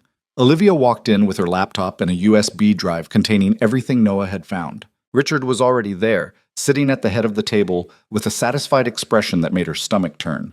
Thank you all for coming on short notice, Richard said as everyone settled in. I know this is irregular, but recent developments require immediate attention. Over the past week, we've seen continued instability at Virexon. Client concerns, stock price volatility, internal disruption from unnecessary restructuring. I believe it's time to acknowledge that Olivia's leadership, while well-intentioned, has created more problems than it's solved. Before we go there, Olivia said, I'd like to present some findings about the crisis itself, information that wasn't available during our last meeting. Richard's expression didn't change. I'm not sure how that's relevant. It's extremely relevant, because new evidence suggests the collapse wasn't a natural failure of the modernization project. It was deliberately caused. The room went silent. Several board members exchanged glances. That's a serious allegation, Patricia said carefully. I know, which is why I've spent the last 3 days investigating. Olivia opened her laptop and pulled up the presentation. With Noah Hayes' help, I've traced command sequences entered during the crisis. Someone with admin-level access systematically disabled safeguards, prevented recovery protocols, and covered their tracks using compromised credentials. She walked them through it, the access logs, the VPN traces, the suspicious timing. Several board members leaned forward, paying attention now. Richard's face was stone. This is interesting, he said when she paused, but it doesn't prove anything except that someone made poor decisions during a crisis. We already knew the technical team panicked. It wasn't panic. The commands were deliberate and sophisticated, and they were entered hours before the visible collapse, which means someone was preparing for this. She pulled up the next slide. Someone who knew the maintenance schedule, had access to admin credentials, and understood exactly which safeguards to disable. Someone like David Chen. Who you fired, Richard pointed out. Convenient scapegoat. Except David had help. He was hired on your recommendation, Richard. You knew him personally before he joined Virexon. In fact, you were photographed together at a charity event 2 years before he was hired. She pulled up the photo Marcus had found. That's an unusual relationship to have with someone you later recommended for a technical position. Richard's expression finally shifted, just slightly, but Olivia saw it. Surprise, maybe. Or calculation. I know many people in this industry, he said smoothly. That doesn't prove conspiracy. No, but this might. She pulled up the recovered email, deleted correspondence from David's work laptop, discussing the project and timeline and ensuring maximum impact, including a message that references someone with the initials RC confirming a Friday morning window. RC, Richard Caldwell. The room erupted. Multiple board members started talking at once. Richard stood up, his face red. This is absurd. You're manufacturing conspiracy theories to cover your own incompetence. I'm presenting evidence of sabotage. Evidence that suggests someone deliberately crashed this company to create a crisis that would justify removing me as CEO. Olivia met his eyes. If I'm wrong, let's investigate properly. Full forensic audit, outside investigators, complete transparency. But if I'm right, if you arranged this, then you nearly destroyed a company that took 40 years to build just to win a political fight. Patricia raised her hand. Everyone calm down. Richard, sit. Olivia, are you formally accusing Richard of sabotage? I'm presenting evidence and asking questions. The board can decide what it means. What I'm hearing, Patricia said slowly, is that you have suspicious patterns, but no definitive proof, correct? Correct.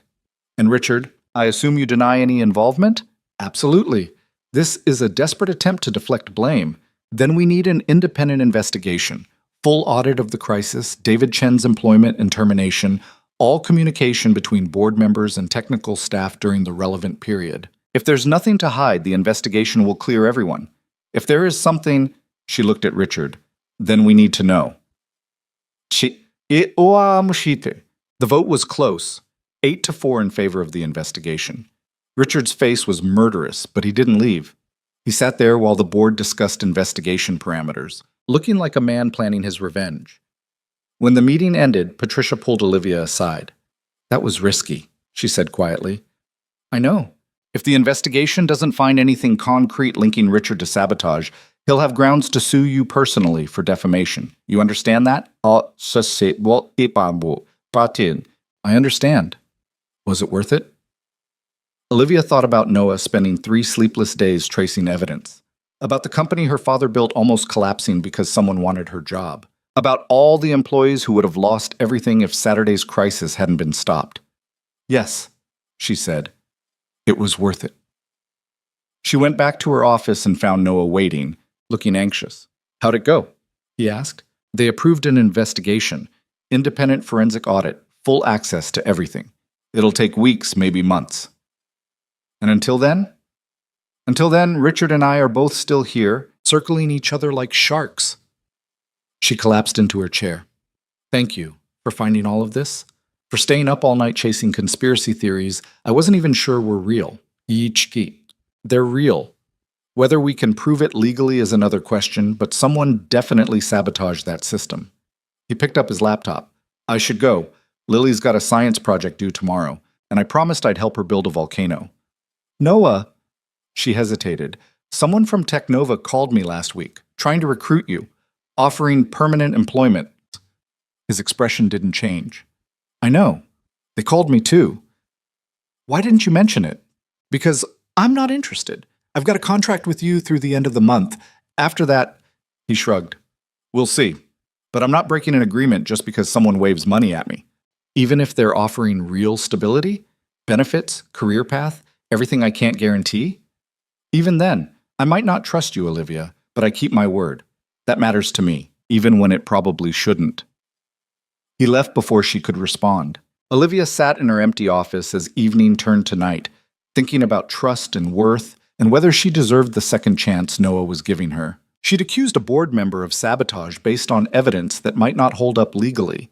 She'd risked everything on a theory that could destroy her career if it turned out to be wrong. But if she hadn't fought, if she'd just accepted Richard's next attempt to remove her, she'd have spent the rest of her life knowing she gave up without trying. Sometimes fighting was all you had left, even when you knew you'd probably lose.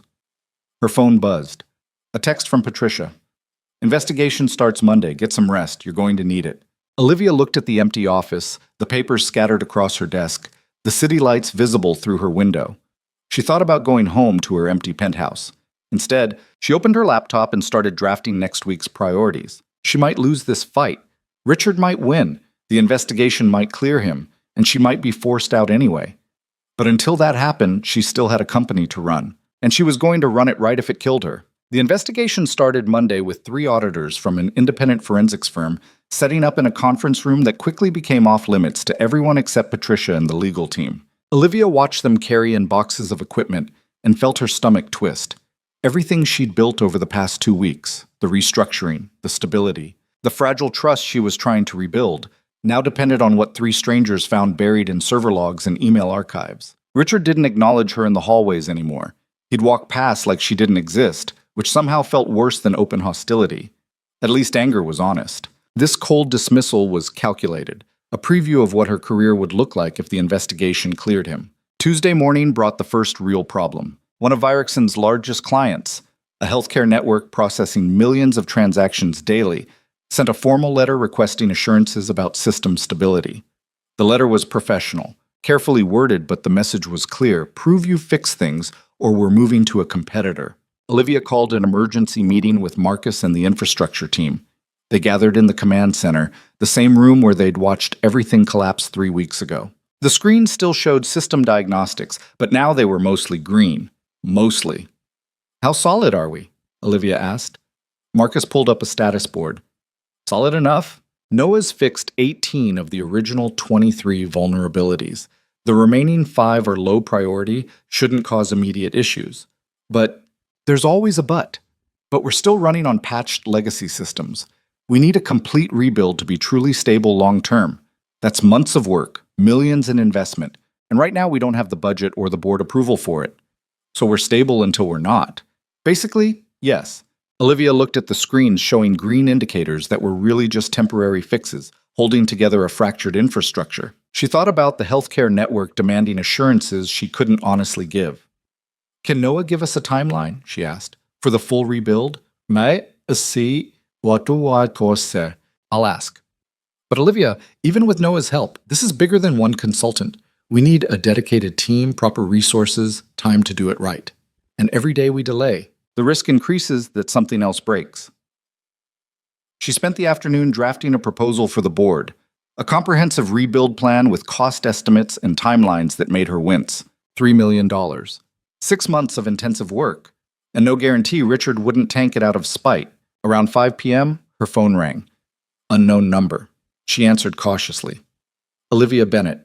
Ms. Bennett, this is Dr. Sarah Chen from Seattle Memorial Hospital.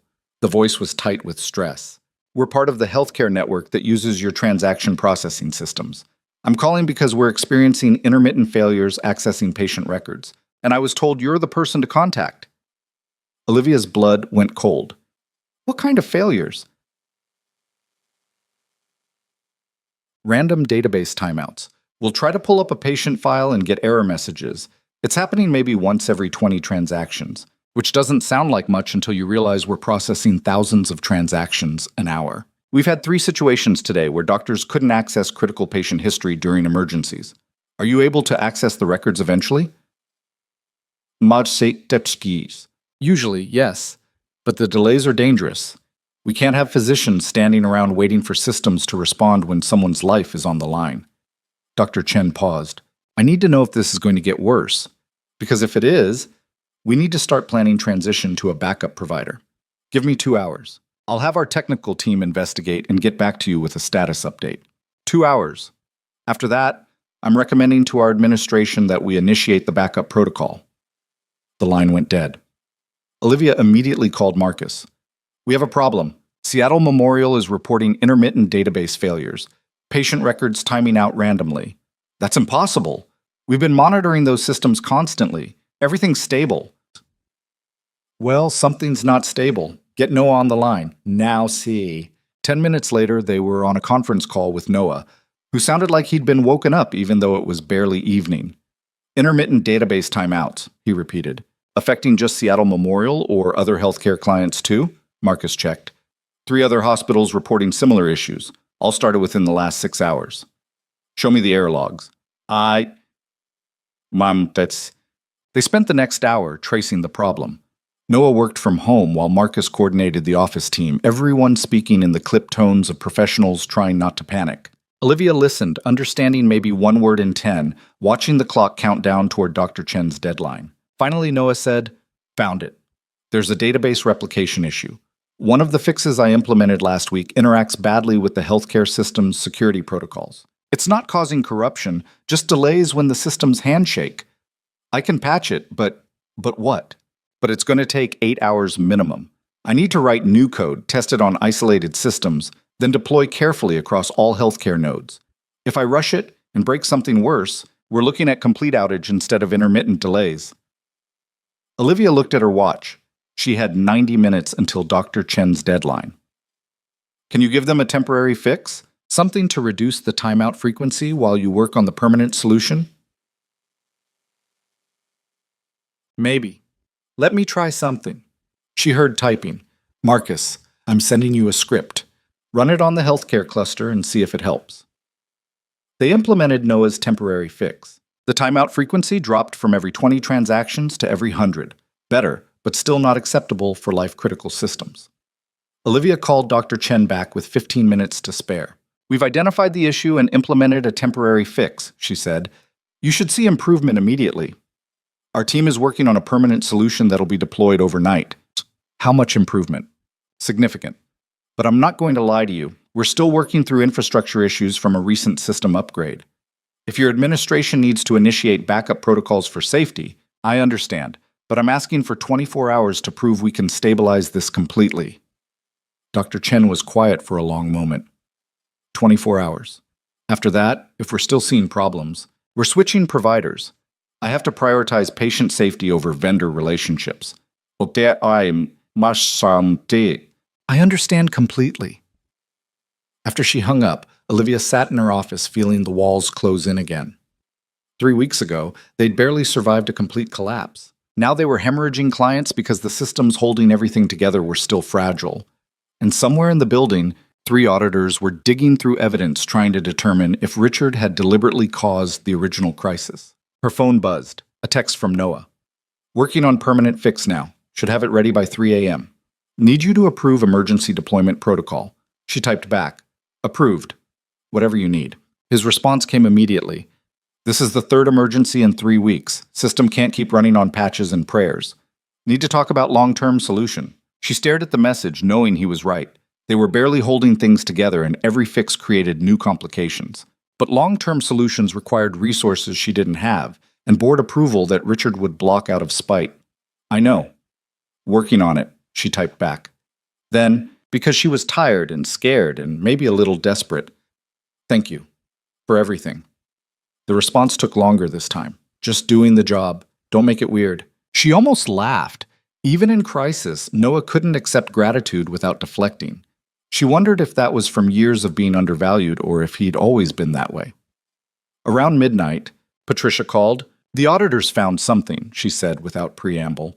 They want to present preliminary findings to a closed board session tomorrow afternoon. Richard's pushing for it to be open to the full board, but I'm arguing for executive committee only until we understand what they've found.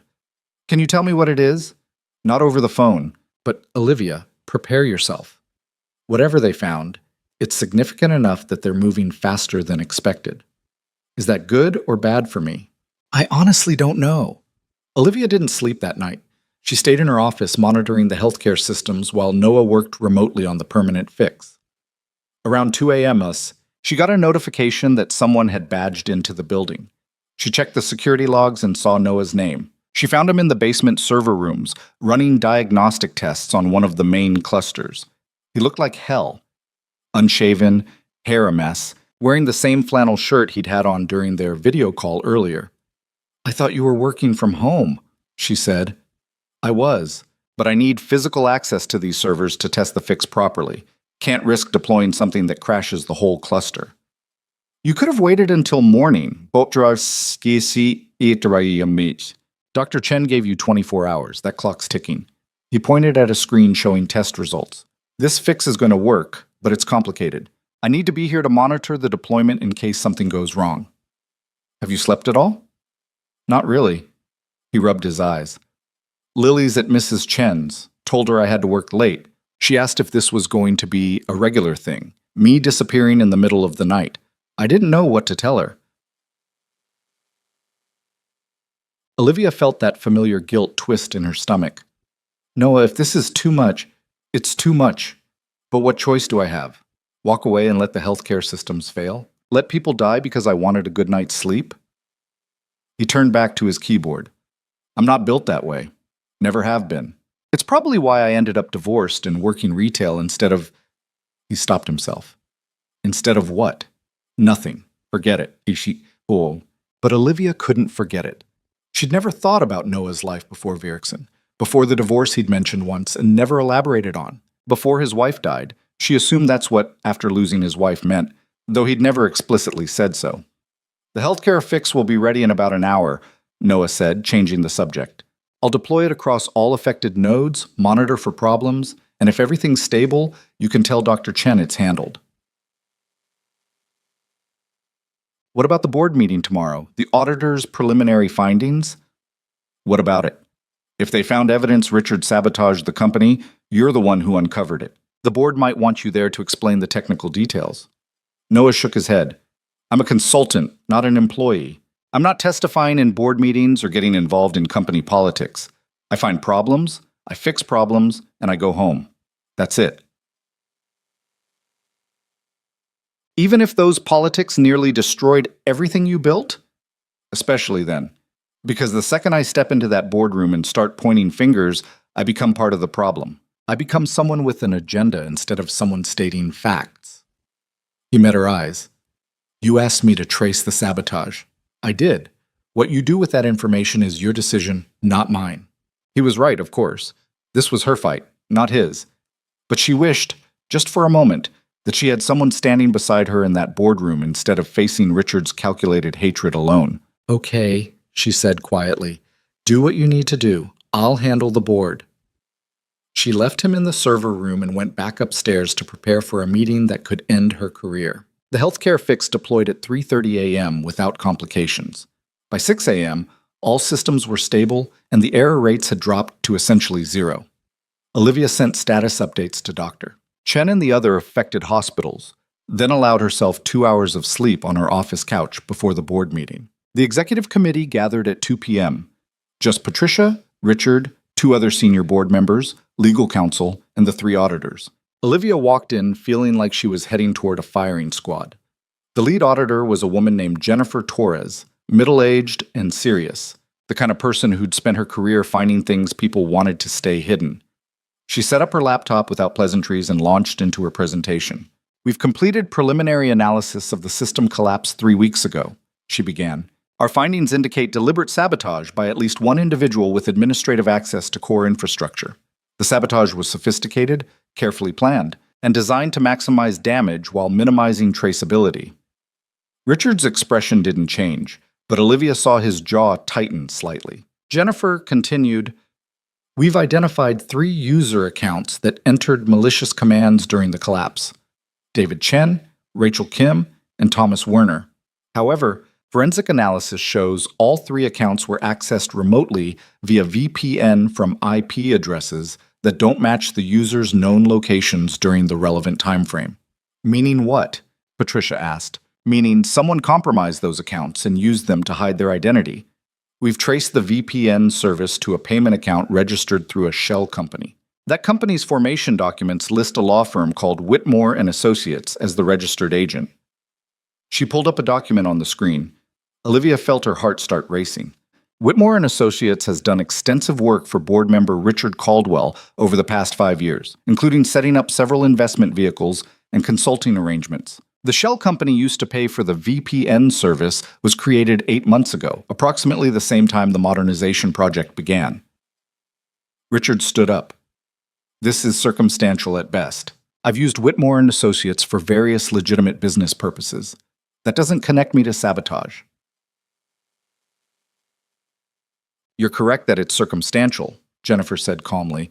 "However, we also recovered deleted communications from David Chen's work computer. These communications reference RC repeatedly and discuss timing, access protocols, and expected outcomes. We've also found bank records showing David Chen received 2 payments totaling $75,000 from an account controlled by one of your investment vehicles, Mr. Caldwell. The payments were made 2 weeks before and 1 week after the system collapse." The room went completely silent. Richard's face had gone pale. "Those payments were consulting fees for unrelated work." "What kind of consulting work?" Patricia asked quietly. "Strategic planning, market analysis, standard consulting arrangements." "Did you disclose these payments to the board when you recommended David Chen for employment at Virexen?" "I wasn't required to disclose. That's not what I asked." Patricia's voice was steel now. "Did you disclose them?" Richard didn't answer. Jennifer pulled up another document. "We've also found email communications between Mr. Caldwell and David Chen discussing the Friday morning window and ensuring maximum board impact. These emails were sent from Mr. Caldwell's personal account, not his Virexen address, and were deleted shortly after the system collapse. We recovered them from backup servers." "I want my lawyer," Richard said. "That's your right," Patricia responded. "But this meeting is happening with or without your participation. Jennifer, continue." The auditor spent the next hour laying out evidence that painted a damning picture. Richard had recruited David Chen specifically to sabotage the modernization project. They'd planned the collapse to coincide with routine maintenance, making it look like a technical failure rather than deliberate attack. The goal had been to create a crisis severe enough to justify removing Olivia as CEO and installing leadership more favorable to Richard's agenda. It was everything Olivia had suspected, but having it confirmed, having actual evidence, actual proof, felt surreal. When Jennifer finished, Patricia turned to Richard. "Do you have anything to say?" "Well, this is a witch hunt based on circumstantial evidence and speculation. I've done nothing illegal." You sabotaged a company you were supposed to be governing. You nearly destroyed 40 years of work and thousands of jobs to win a political fight. Whether that's technically illegal is for prosecutors to decide, but it's absolutely grounds for immediate removal from this board.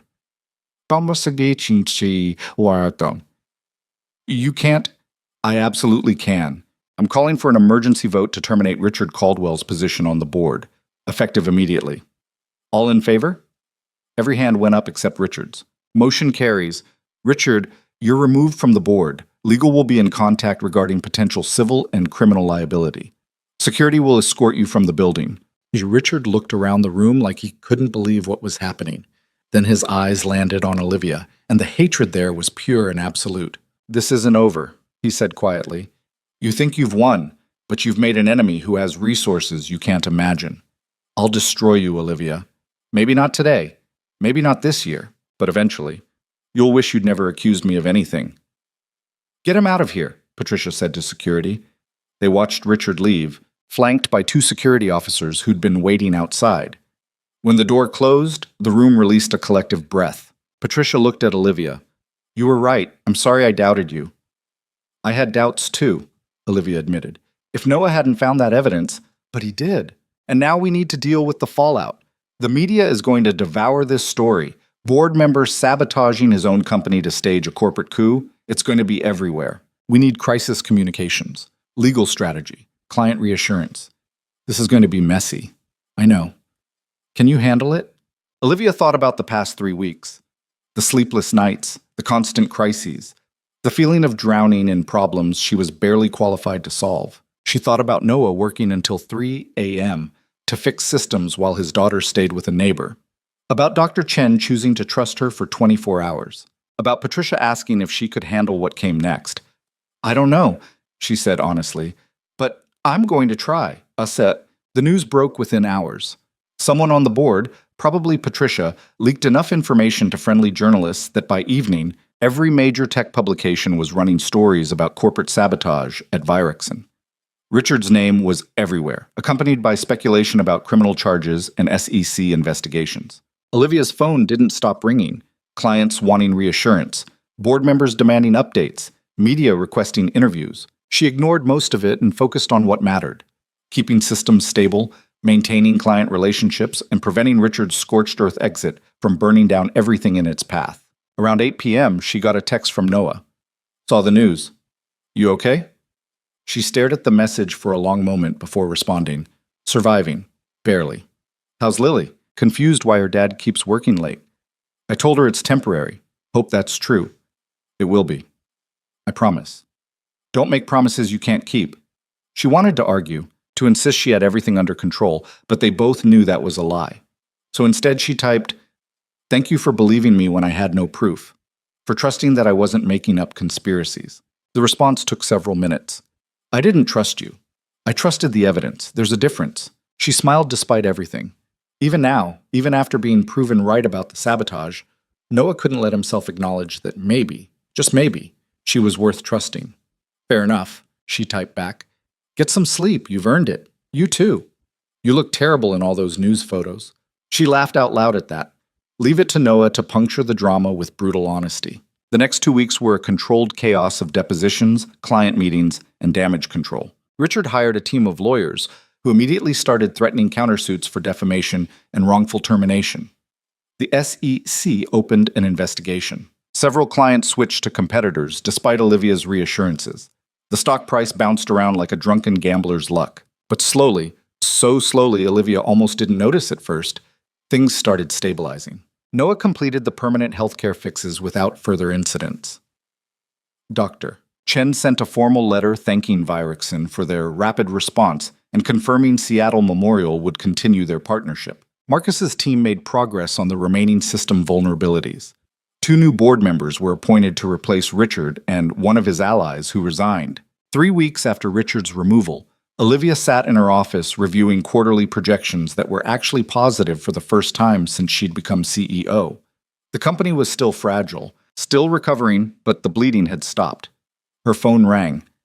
Unknown number. She almost didn't answer, but something made her pick up. Olivia Bennett.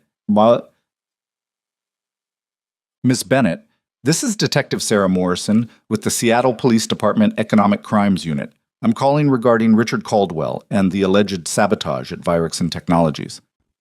Olivia's stomach dropped. Has he done something? Ogong? Bakim Beshit? That's what I'm trying to determine. Mr. Caldwell's lawyers have filed a formal complaint claiming you manufactured evidence and coordinated with Noah Hayes to frame him for crimes he didn't commit. They're alleging conspiracy to commit fraud, defamation, and abuse of corporate authority. That's absurd. We have forensic evidence. Well, I've seen the forensic report. It's compelling but not conclusive.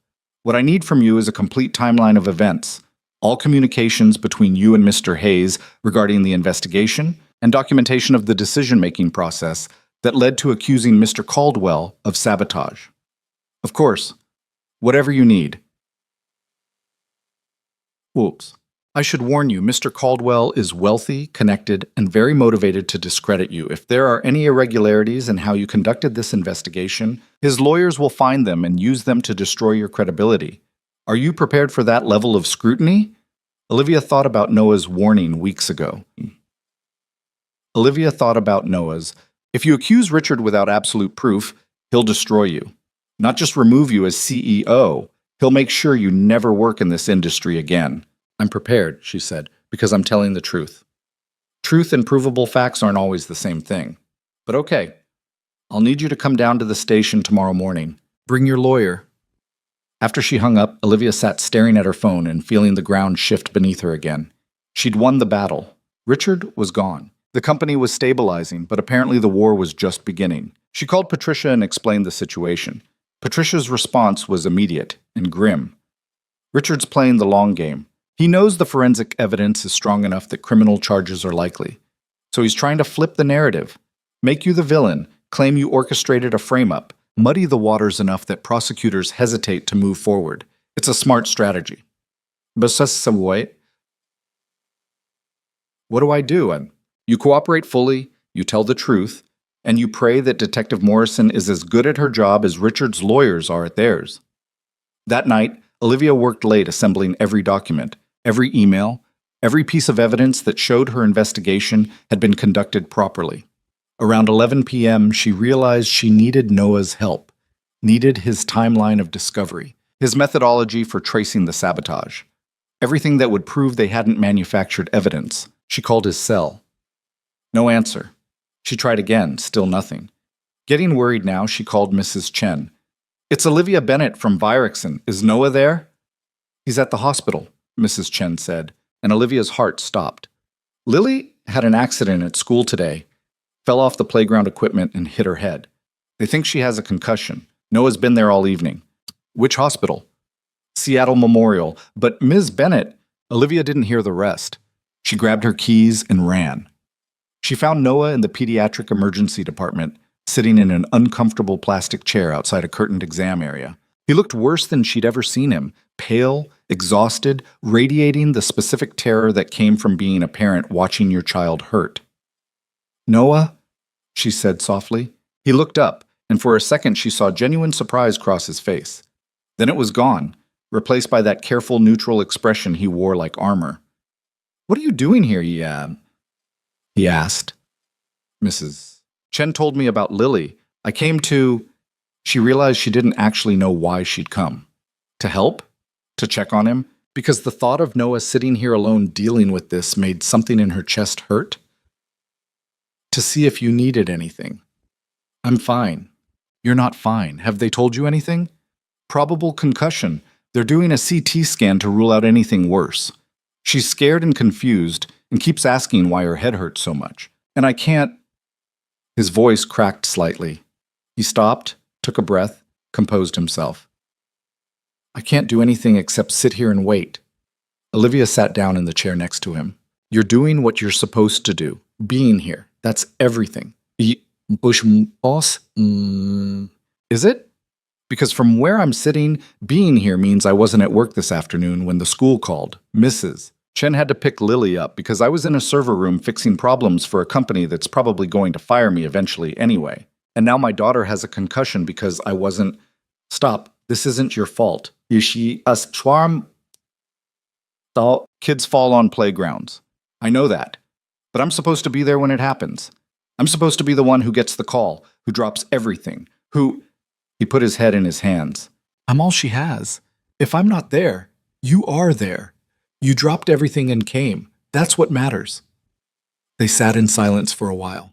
The emergency department hummed around them, monitors beeping, staff moving efficiently through curtained spaces, other families dealing with their own small tragedies. Finally, Noah said quietly, "Why did you really come here?"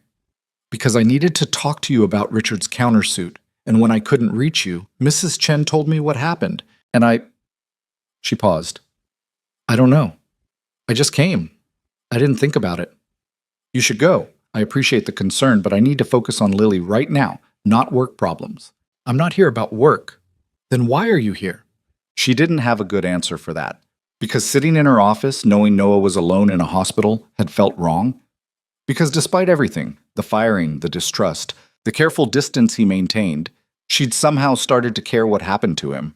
Because the past month of working together, of watching him sacrifice sleep and stability to keep her company alive, had shifted something she didn't know how to name? "I don't know," she admitted. A doctor emerged from behind the curtain before Noah could respond. She was young, efficient, the kind of person who delivered news quickly because dawdling just prolonged everyone's anxiety. "Mr. Hayes, your daughter's CT scan is clear. No bleeding, no fractures. The concussion is mild. We'll keep her for observation for a few hours, but she should be fine to go home tonight. She'll need rest for the next few days, no screen time, nothing that requires concentration. Follow up with her pediatrician next week." Noah's entire body sagged with relief. "Can I see her?" "Of course." He stood up, then paused and looked at Olivia. "Thank you for coming. You didn't have to." "I know." He disappeared behind the curtain.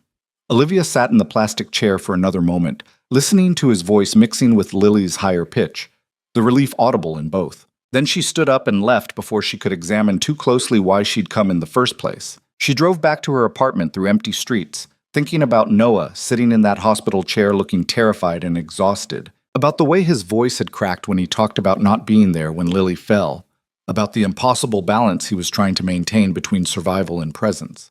And she thought about her own life, the empty penthouse, the constant work, the feeling that she was always fighting battles that never quite ended. She'd won against Richard, but now he was counterattacking. She'd stabilized the company, but it was still fragile. She'd brought Noah back, but he still didn't trust her. Everything felt temporary, precarious, like she was building castles out of cards that could collapse with the wrong breath. Her phone buzzed with the text from Noah. "Home with Lily. She's okay. Thank you again for coming. Means more than I admitted in person." She stared at that message for a long time. Means more than I admitted in person. It was the closest thing to vulnerability Noah had shown her since the day she'd fired him. "I'm glad she's okay," she typed back. "Take the rest of the week off. Family comes first. Can't afford to. Richard's lawyers are circling and you need documentation of the sabotage investigation. I'll have everything ready for Detective Morrison by tomorrow. Noah, I keep my commitments. Even when they're inconvenient, it's both my best and worst quality." She wanted to argue, to tell him he didn't owe her anything, that his daughter's recovery mattered more than her legal problems. But she knew he wouldn't listen. Noah Hayes kept his word, even when it hurt him, even when people didn't deserve it. It was both his best and worst quality. And somewhere in the past month, Olivia had stopped deserving it and started trying to earn it instead. Noah delivered the documentation Thursday morning, 2 days after Lily's accident. He showed up at Olivia's office looking like he'd slept maybe 3 hours total, carrying a USB drive and a stack of printed reports that laid out every step of their sabotage investigation in meticulous detail. "This is everything Detective Morrison will need, Yeb," he said, setting the materials on her desk. "Timeline of discovery, methodology, unaltered server logs, chain of custody documentation. If Richard's lawyers try to claim we manufactured evidence, this proves otherwise. How's Lily?" "Cranky about the no screen time rule, otherwise okay. Mrs. Chen's watching her today." He rubbed his eyes. "I need to get back. Just wanted to make sure you had this before your meeting." "Noah, wait!" Olivia stood up. "I've been thinking about your contract, the month-to-month arrangement. It's not fair to you, the instability, the uncertainty. I want to offer you something permanent." He laughed, but there was no humor in it. "Permanent like the permanent position I had before you fired me? That's fair. I deserve that. But I'm serious. Director of Infrastructure, full executive position, real authority over technical decisions. Salary, benefits, stock options. Everything you should have had from the beginning. I don't want an executive position. Then consultant on permanent retainer. Whatever structure works for you, She paused, trying to find words that wouldn't sound desperate or manipulative. I don't want you worrying every month whether you'll still have income. You've more than proven your value. My value. Noah said the words like they tasted bitter. 3 months ago, I had no value. I was obsolete, remember? Afraid of change. Holding the company back. Now suddenly I'm valuable again because you need something from me. That's not value, Olivia. That's convenience. It's not like that. It's exactly like that. You valued me when I saved the company. You'll value me as long as I'm useful. But the second I become inconvenient again, the second I disagree with something important or push back on the wrong decision, we both know how this ends. I wouldn't. You already did. Once was enough. He picked up his keys. Keep the month-to-month arrangement. At least then we're both honest about what this is. He left before she could argue. Olivia sat at her desk, staring at the documentation Noah had prepared. Hundreds of hours of work distilled into reports that would protect her from Richard's lawyers. Work he'd done while his daughter recovered from a concussion, while maintaining his retail job, while surviving on a few hours of sleep each night. She'd asked him what he wanted. He told her clearly, honesty about what their relationship was. And what it was, apparently, was a business transaction between two people who didn't trust each other, held together by need rather than respect. The meeting with Detective Morrison went better than expected. The detective reviewed Noah's documentation thoroughly, asked pointed questions about timeline and methodology, and seemed satisfied that the investigation had been conducted properly. Richard's lawyers were present via video call, trying to poke holes in the evidence, but Morrison shut them down efficiently. Based on what I've seen, Morrison concluded, there's sufficient evidence to recommend criminal charges against Mr. Caldwell for corporate sabotage and conspiracy to commit fraud. The DA will make the final decision, but my recommendation will be to prosecute. Richard's lead attorney, a sharp-dressed man named Mitchell, who probably cost more per hour than Noah made in a week, leaned forward on the screen. This is a rush to judgment based on circumstantial evidence assembled by parties with clear bias against my client. Your client paid someone $75,000 to crash a company he was supposed to be governing, Morrison interrupted. That's not circumstantial. That's documented financial transactions supporting forensic evidence of deliberate sabotage. Save the speech for a jury. After the meeting, Olivia walked out of the police station feeling simultaneously relieved and exhausted. Richard would face charges. Her investigation would be vindicated. The company was safe from his interference. But none of that solved the larger problem. Virickson was still fragile, still running on patched systems held together by Noah's expertise, and an infrastructure team stretched too thin. They needed the full rebuild, but the board still hadn't approved the budget. Friday afternoon, she called an emergency board meeting to present the rebuild proposal again. Patricia had helped her refine the numbers, but it was still an enormous ask, $3 million and 6 months of intensive work, all to rebuild systems that were currently functioning well enough that most people didn't see the urgency. The system works right now, one of the new board members pointed out. Why spend millions fixing something that isn't broken? Well, because it is broken, Olivia said. We're running on temporary fixes and legacy architecture that's held together with digital duct tape. Every day we delay increases the risk of another catastrophic failure. You said Noah Hayes fixed the vulnerabilities. He fixed the immediate threats, but the underlying infrastructure is still fundamentally compromised. We need a complete rebuild to be truly stable long-term. The board debated for 2 hours. Some members saw the necessity, others worried about the cost, the timeline, the risk of disrupting currently stable systems. Finally, Patricia called for a vote. It failed. 7-5 against the rebuild. Olivia walked out of that meeting feeling defeated in a way she hadn't felt even during the worst of the crisis. She'd fought so hard, survived Richard's sabotage, proved the conspiracy, maintained client relationships, kept the company afloat. And now the board was refusing to approve the one thing that would actually ensure long-term stability. She called Marcus. The rebuild was voted down. Damn, what do we do? I don't know. Keep patching things as they break, I guess. Hope nothing catastrophic happens before we can convince them otherwise. That's not a strategy. That's just crossing our fingers and praying. Yeah, I know. She stayed late Friday night, sitting in her empty office and wondering how much longer she could keep fighting. Every victory felt temporary. Every solution created new problems. She was tired in a way that sleep didn't fix. Around 9 p.m., her phone rang. Noah. I heard about the board vote, he said. News travels fast. Marcus called me, asked if there was any way to make the current systems more stable without a full rebuild. I told him the truth. No. We're buying time, not solving problems. I know. Olivia, I can't keep doing this.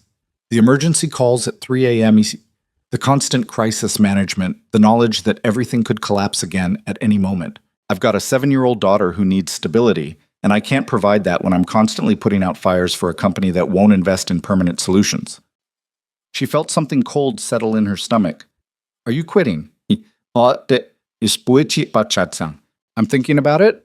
Technova's offer is still open. They're promising permanent employment, normal hours, systems that are actually maintained properly. Everything I can't get at Virexon. Noah, please, don't. Don't beg. Don't make promises you can't keep. We both know the board runs this company, not you. And if they won't approve the rebuild, nothing changes. I'm just going to keep sacrificing my daughter's childhood to patch systems that should have been replaced months ago. What if I could get the budget approved? What if I found another way? There is no other way. You tried. You lost the vote. It's over. He was quiet for a moment. I'll finish out the month like my contract specifies. After that, I'm taking Technova's offer. The line went dead. Olivia sat staring at her phone, feeling everything crumble. Without Noah, the infrastructure would collapse within weeks. Without the rebuild, they couldn't retain any qualified replacement. Without board support, she couldn't solve either problem. She'd saved the company from Richard only to watch it slowly bleed out from willful neglect. Saturday morning, she did something she'd been avoiding for months. She called her father. He'd retired 3 years ago, right before Olivia took over as CEO. Moved to a cabin in Montana where he spent his days fishing and pretending corporate politics didn't exist. They'd barely spoken since she'd taken the job. She'd been too proud to ask for help, too determined to prove she could handle everything alone. Olivia, he said when he answered, surprise evident in his voice. This is unexpected. Hi, Dad. I need advice. She told him everything. The crisis, Richard's sabotage, the investigation, Noah, the rebuild proposal that failed. She talked for 20 minutes while he listened without interrupting. When she finished, he was quiet for a long moment. Then he said, You know what your problem is? That I'm trying to run a company the board won't let me fix? That you're trying to run a company the way you think you're supposed to, instead of the way that actually works. You're so busy fighting battles and proving yourself that you've forgotten what leadership actually means. I don't understand. Leadership isn't about winning board votes or managing crises. It's about recognizing what matters and protecting it, even when it costs you something. Especially when it costs you something. He paused.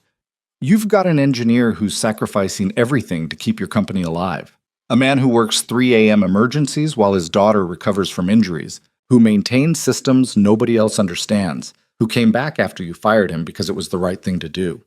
And you're letting him walk away because you lost a budget vote. The board controls the money. The board controls the money you asked for. But there are other options, creative options, options that don't require board approval if you're willing to take the risk. Like what? Like using your own capital, your salary, your bonuses, your stock options. You're sitting on a couple million in personal assets, aren't you? Fund the rebuild yourself. Olivia felt her stomach drop. That's insane. If it fails, I lose everything.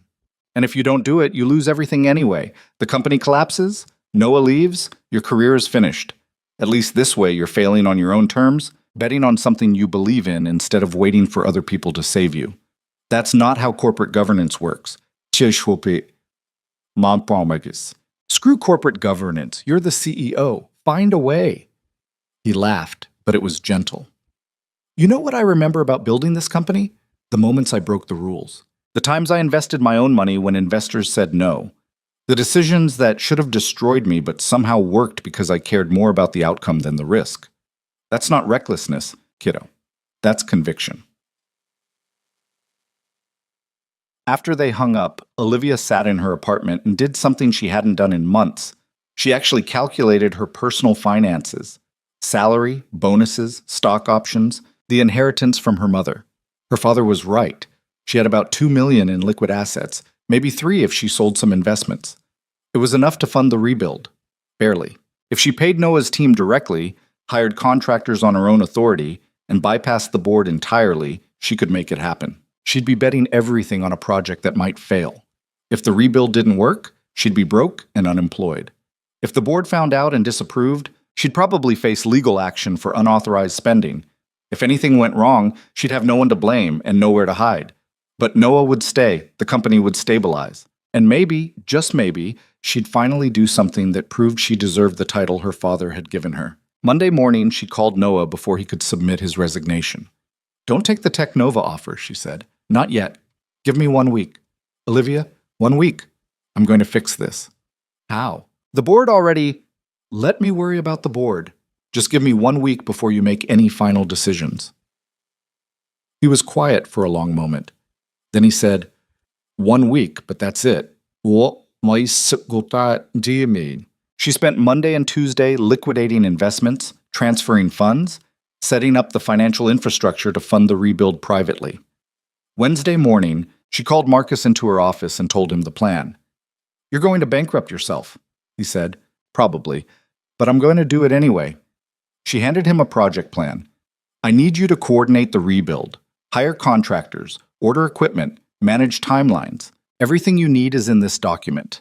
The funding will come from accounts I control personally. The board is going to lose their minds when they find out. Let them. By the time they notice, we'll be too far along to stop. They can fire me afterward if they want, but the rebuild will be finished. This is crazy. This is necessary. Are you in or not?" Marcus looked at the project plan, then at Olivia. "You're really betting everything on this?" "Everything I have, which means it has to work." "Okay, I'm in." They moved fast. Marcus started hiring contractors that afternoon. By Thursday, they had teams mobilizing. By Friday, the first phase of the rebuild was underway, happening in isolated segments that wouldn't disrupt current operations. Olivia waited until Friday evening to tell Noah. She called him and said simply, "The rebuild is happening. Fully funded, already in progress. If you want to stay and see it through, the position is yours. Executive role, permanent employment, everything we discussed. If you want to leave anyway, I understand, but I wanted you to know. I found another way." "How?" "The board voted it down." "I'm funding it personally, my own money, my own risk. The board doesn't control what I do with my personal assets. That's insane. If this fails, I'm broke and unemployed. But if it works, the company is stable for the first time since I became CEO. That's worth the risk." Noah was silent for so long she thought he'd hung up. Then he said quietly, "Why would you do that?" "Because you were right. About everything. I valued you when you were convenient and discarded you when you weren't. I let board politics matter more than truth. I treated competence like it was negotiable instead of essential." She paused. "And because you've sacrificed everything to keep this company alive, the least I can do is match that commitment." "This doesn't fix what happened before. I know. But maybe it's a start." Another long silence. Then, "I'll stay. But not because of the money or the title. I'll stay because for the first time since I met you, you're acting like you actually believe in something more than your own career. I'll take that. And Olivia, don't make me regret this." "I won't. I promise." After she hung up, Olivia sat in her office and let herself feel the weight of what she'd just committed to. $2 million of her own money, betting on a project that might fail, trusting an engineer who didn't trust her. It was terrifying. It was also the most certain she'd felt in months. The rebuild took 4 months instead of 6. Noah worked with contractors to accelerate timelines, implementing clever solutions that reduced costs without compromising quality. Marcus coordinated everything with a precision that made Olivia grateful she'd never doubted his competence. The board eventually noticed, of course. 3 months in, Patricia called Olivia into a private meeting. "You've been running an unauthorized infrastructure project using personal funds," Patricia said. It wasn't a question. "Yes. That's highly irregular, possibly grounds for removal." "I know." "Why did you do it? Because it was necessary, and the board wasn't going to approve it, and I'd rather bet on something I believe in than watch the company slowly collapse from neglect. Patricia studied her for a long moment. Then she smiled slightly. Your father did the same thing twice, once in '97 during the expansion crisis, once in 2004 when investors wanted to sell. Both times people said he was crazy. Both times he was right. She leaned back. I'm not going to report this to the board. She leaned back. But if the rebuild fails, I can't protect you. I understand. Good. Now get back to work. The rebuild completed in early December, 2 weeks before Christmas. The final integration happened overnight, with Noah and his team working through until dawn to ensure every system transitioned smoothly. Olivia stayed in the office with them, not because she could help technically, but because it felt wrong to be anywhere else. At 6 a.m., Noah ran the final diagnostics. Every system showed green, every connection stable, every safeguard operational. We're done, he said. He sounded almost surprised. It actually worked. Marcus started laughing, the kind of exhausted relief that came after months of impossible pressure. Other engineers joined in. Someone opened champagne that appeared from nowhere. For a few minutes, the command center filled with celebration. Then, everyone went home to sleep. Olivia stayed in the office, looking at the screens showing systems that were finally, genuinely stable. She'd bet everything on this. If it had failed, she'd have lost her job, her savings, her credibility. But it hadn't failed. Against every reasonable expectation, it had worked. Her phone buzzed. A text from Noah. Lily wants to know if you'd like to come to her birthday party this weekend. She says you helped her dad when things were hard. I didn't correct her since I don't know how to explain corporate politics to a 7-year-old. Olivia felt something unexpected, something that felt almost like hope. I'd love to come, she typed back. What does she want for her birthday? Dinosaur books and art supplies. But honestly, just showing up would mean a lot. She's been asking about you. Saturday afternoon, Olivia drove to Noah's apartment building with wrapped dinosaur books and a professional art set that probably cost more than was appropriate for a 7-year-old's birthday. She almost turned around 3 times, suddenly uncertain whether she belonged at this small gathering in Noah's cramped apartment. But she didn't turn around. She parked and went inside and knocked on the door. And when Lily answered wearing a dinosaur crown and a huge smile, something in Olivia's chest loosened. You came, Lily said. Dad said you were really busy, but you'd try. I wouldn't miss it. The party was small. Lily, Noah, Mrs. Chen from next door, a couple of kids from Lily's class with their parents. The apartment was decorated with handmade dinosaur cutouts and a banner that said, Happy 8th Birthday, in crayon lettering. It was nothing like Olivia's childhood parties with their professional planners and catered food. It was better. She watched Noah make dinosaur-shaped pancakes while kids ran around playing, watched him crouch down to Lily's level to listen seriously when she explained her newest dinosaur obsession, watched him be fully present in a way Olivia was only now learning to recognize. Later, after cake and presents, while kids played in the living room and adults cleaned up in the kitchen, Noah approached her. Thank you for coming, he said. Lily was excited all week. Thank you for inviting me. She gestured at the chaos around them. This is really nice. It's loud and chaotic and probably giving you a headache. It's perfect. And she meant it. Noah studied her face like he was trying to solve a puzzle. You've changed since all this started. I don't know if you've noticed, but you're different. Different how? Less certain about everything, more willing to admit when you don't know something, less concerned with looking like you have it all figured out. He paused. I think I prefer this version. Even though she's messier? Especially because she's messier. Turns out perfection is overrated. Mrs. Chen appeared with more plates to wash, and the moment ended. But it stayed with Olivia through the rest of the party and into the evening. That observation from someone who'd once had every reason to hate her. I think I prefer this version. The legal proceedings against Richard took 8 months. The prosecution built a solid case combining the forensic evidence with financial records and recovered communications. Richard's lawyers fought every step, but the evidence was too clear. In August, Richard pleaded guilty to corporate sabotage and conspiracy to commit fraud.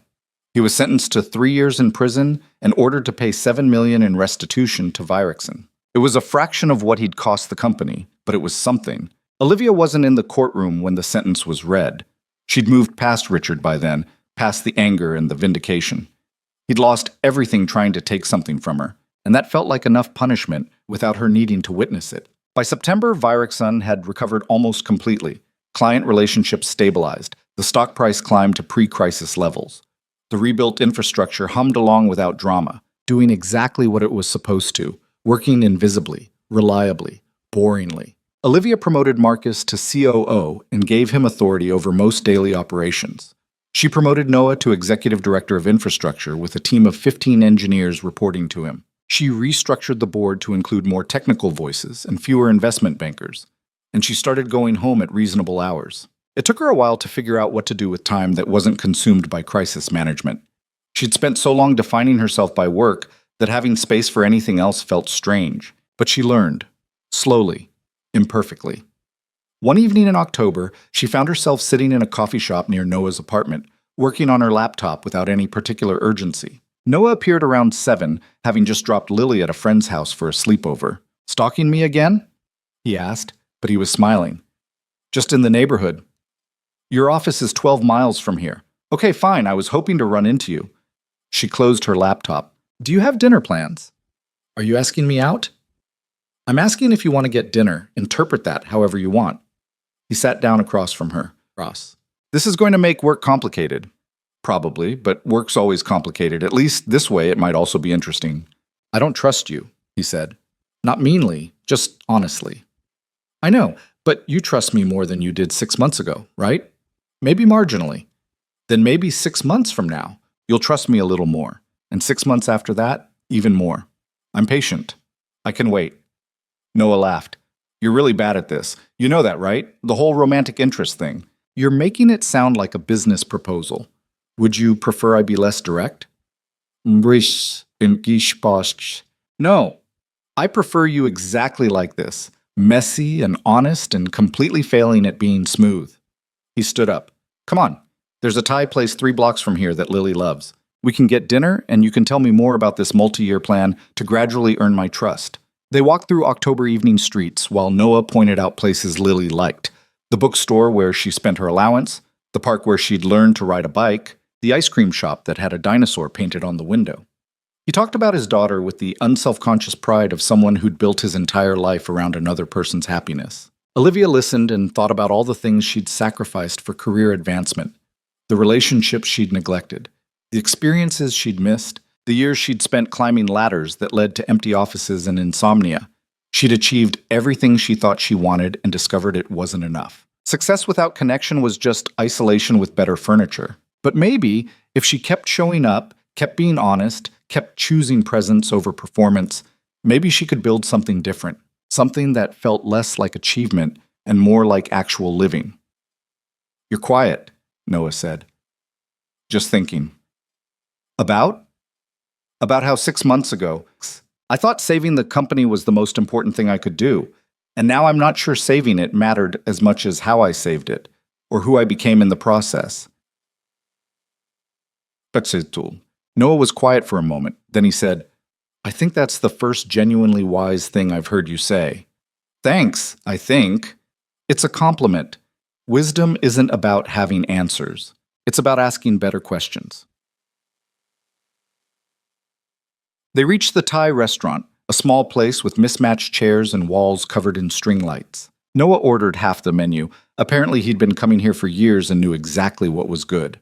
They talked about nothing important while waiting for food, and Olivia realized this was the first time in her entire adult life she'd had dinner with someone without checking her phone every 5 minutes. The food arrived, they ate. They talked about Lily's latest obsession with paleontology and whether velociraptors were actually feathered. They talked about Marcus's upcoming vacation and whether the infrastructure team could survive without Noah for a week.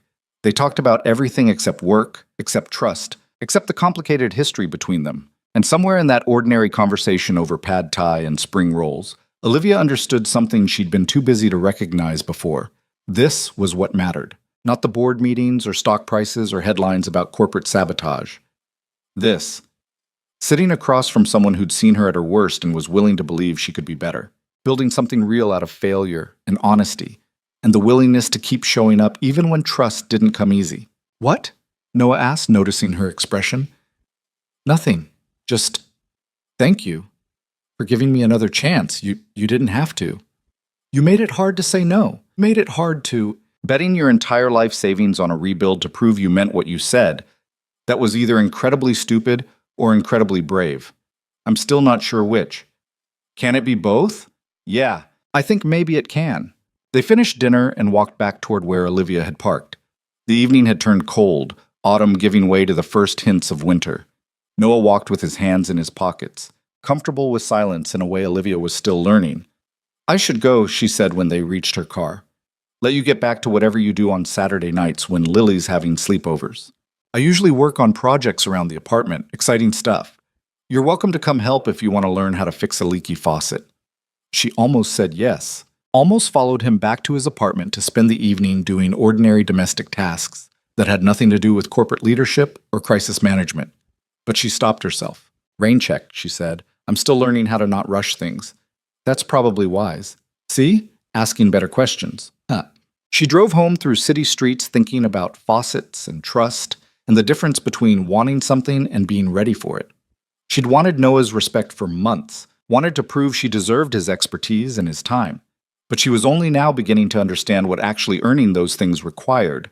Not grand gestures or dramatic sacrifices, but consistent presence. Showing up. Being honest. Letting him see her fail and trying anyway. It wasn't the kind of success she'd been taught to pursue.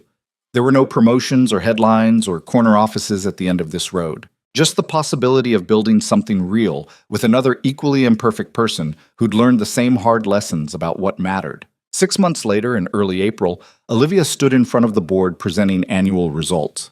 Revenue was up 18%. Client satisfaction scores were the highest they'd been in 5 years. System stability metrics exceeded every target. The infrastructure rebuild had proven itself dozens of times over. I need to make a disclosure, she said when the presentation finished. Last year I funded the infrastructure rebuild using personal assets without board authorization. That was highly irregular, and I understand if there are consequences for that decision. But I don't regret it. It was necessary, and it worked, and I'd make the same choice again. The room was quiet. Then Patricia said, We've known about the unauthorized funding for months. We chose not to address it because results spoke louder than protocols. Consider this your formal reprimand for terrible corporate governance and excellent leadership judgment. That's it? That's it. Don't do it again. But also, Patricia smiled slightly. Thank you for caring enough about this company to risk everything for it. Your father would have been proud. After the meeting, Olivia went down to the basement server rooms where Noah was reviewing system upgrades with his team. He saw her and excused himself from the discussion. How'd it go? He asked. Better than expected. They officially reprimanded me for the unauthorized funding and then thanked me for doing it anyway. Sounds about right. He pulled up a diagnostic on his tablet. I wanted to show you something. See these metrics? System efficiency, response times, error rates. All exactly where they should be. Boring, stable, perfect. That's what we wanted. Yeah, but it also means my job is about to get a lot less dramatic. No more 3 a.m. emergency calls. No more catastrophic failures. Just routine maintenance and occasional upgrades. Normal work for normal people. Is that a bad thing? No, it's the best possible thing. It means we finally built something that works. He put away his tablet. It also means I have time for things that aren't work, like teaching Lily to swim, like having actual weekends, like maybe going on dates with workaholics who are slowly learning to leave the office before midnight. That sounds nice. Yeah, it does. He looked at her for a moment, and Olivia saw something shift in his expression. Not trust, not quite yet, but maybe the beginning of trust. The willingness to believe that some things could be different than they'd been before. My lease is up next month, he said. I'm looking at bigger apartments. Places where Lily can have her own room instead of sharing with boxes of my old equipment. Want to help me look? It was such a small thing, such an ordinary domestic request. But Olivia understood what he was really asking. Did she want to be part of his life in ways that extended beyond professional obligations? Did she want to see where he might live, meet the parts of his world she'd only glimpsed at birthday parties? I'd love to, she said. They looked at apartments the following weekend. Noah had a list of requirements: near Lily's school, quiet neighborhood, washer dryer and unit, and rejected places that Olivia thought were perfectly nice for reasons she didn't understand. Too much traffic noise, wrong kind of lighting, carpet that reminded him of a bad apartment he'd lived in years ago. "You're very particular," she said after the fifth rejection. "I'm going to live there. It needs to feel right." They found the right place in a neighborhood Olivia had never visited. Older building, tree-lined street, park visible from the living room windows. Noah walked through it twice, checking things she wouldn't have thought to check. Water pressure, window seals, whether the kitchen had enough outlets. "This one," he said finally. "This is it." "You're sure?" "Completely sure." He looked at her. "Want to see Lily's room?" "Hey." She followed him to a bedroom with afternoon light streaming through windows that overlooked the park. She could picture it. Dinosaur posters on the walls, books scattered across shelves, a 7-year-old becoming 8, becoming 10, becoming whatever came next. "She'll love it," Olivia said. "Yeah, I think she will." Noah leaned against the doorframe. "I'm telling you this because I'm tired of not being honest about things. I don't trust easily. Probably never will. You hurt me once, and that doesn't just disappear because you apologized or proved yourself. But I'm willing to try. I'm willing to see if we can build something real. And I wanted you to know that before—" He gestured vaguely at the space between them. "Before whatever this becomes, you should know what you're signing up for." Someone who's been hurt and is trying anyway? Someone who's going to be difficult and suspicious and probably unfair sometimes because old wounds don't heal cleanly. "I can work with that," Olivia said. "As long as you can work with someone who's going to be overly focused on achievement and probably neglect everything else, because that's how she was trained to survive." That sounds terrible." "Yeah, probably." "Okay." Noah smiled. "Let's try it anyway." They signed the lease the following week. Noah moved in over Memorial Day weekend, and Olivia helped carry boxes up 3 flights of stairs while Lily directed where everything should go with the absolute certainty of someone who knew exactly how her room should be organized. Later, after boxes were unpacked and furniture was assembled, and Lily was asleep in her new bedroom, Noah and Olivia sat on his balcony watching the park across the street fill with evening shadows. "Thank you," Noah said quietly. "For all of it. The job, the rebuild, the second chance. I know I'm terrible at accepting gratitude, but I need you to know what you did mattered. Not just for the company, for me, for Lily. You saved the company twice. I just finally matched your commitment. It's more than that. You changed, really changed. I've watched you go from someone who valued image over truth to someone who's trying to actually be the person she claims to be. That's rare. Most people just get better at hiding their flaws." Olivia thought about the person she'd been a year ago. The CEO who fired people without really seeing them. Who valued board approval more than competence. Who thought success was measured in corner offices and stock prices rather than in moments like this. Sitting on a balcony with someone who'd seen her at her worst and believed she could be better. "I think I spent my whole life chasing the wrong things," she said. "Trying to prove I deserved space in rooms full of people who didn't respect me. Achieving things that looked impressive but felt empty. It took nearly losing everything to realize that none of it mattered as much as this." "As what?" "As being present, as building things that last, as choosing truth over convenience even when it costs everything." She looked at him. "As finding people worth keeping and actually doing the work to keep them." Noah reached over and took her hand. It was the first time he'd initiated physical contact beyond professional handshakes, and something about the gesture made Olivia's throat tight. "I'm glad you figured that out," he said. "Even if it took a corporate sabotage conspiracy and almost bankrupting yourself to get there." "Yeah, me too." They sat in comfortable silence while the park emptied and city lights flickered on across the neighborhood. Inside the apartment, Olivia could hear Lily's white noise machine humming. Normal sounds in a normal apartment building in a normal neighborhood where normal people built normal lives. It was everything she'd never wanted and everything she needed. 3 months later, Olivia gave a keynote address at a tech leadership conference. She'd been invited to speak about crisis management and corporate governance, to share lessons from Virexon's dramatic year. She'd drafted a professional talk about decision-making under pressure and the importance of technical expertise. Then she threw out the draft and wrote something honest instead. "A year ago," she told the audience, "I was the youngest CEO in my company's history, and I was failing at everything that mattered. I fired brilliant people because they made me uncomfortable. I trusted credentials over competence. I made decisions based on what looked good rather than what was right. And I nearly destroyed a 40-year-old company because I was too arrogant to admit I didn't know everything. Petit pas siamos, Wolpermet. She walked them through it, the crisis, the sabotage, the investigation.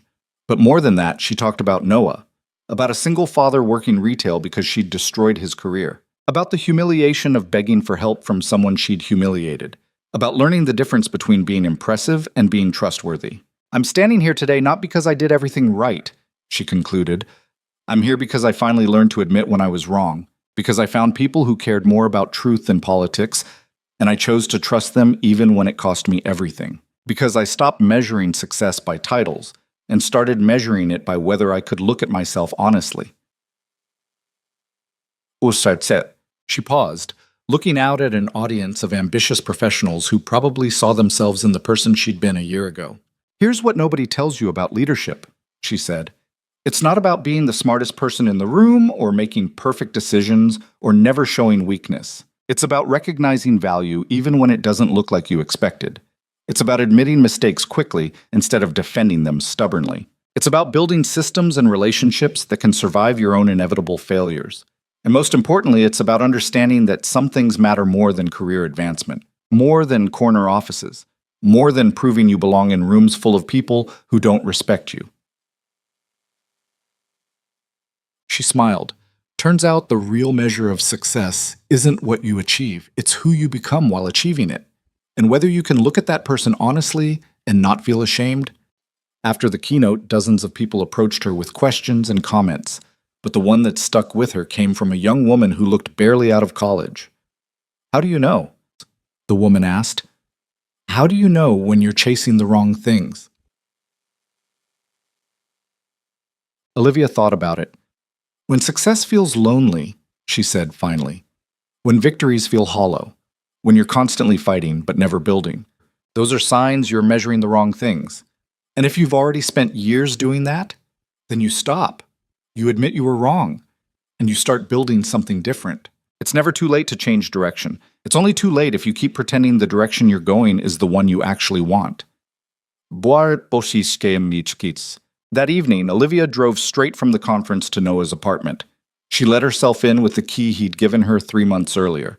A small gesture that had felt enormous at the time, that physical representation of trust slowly rebuilding.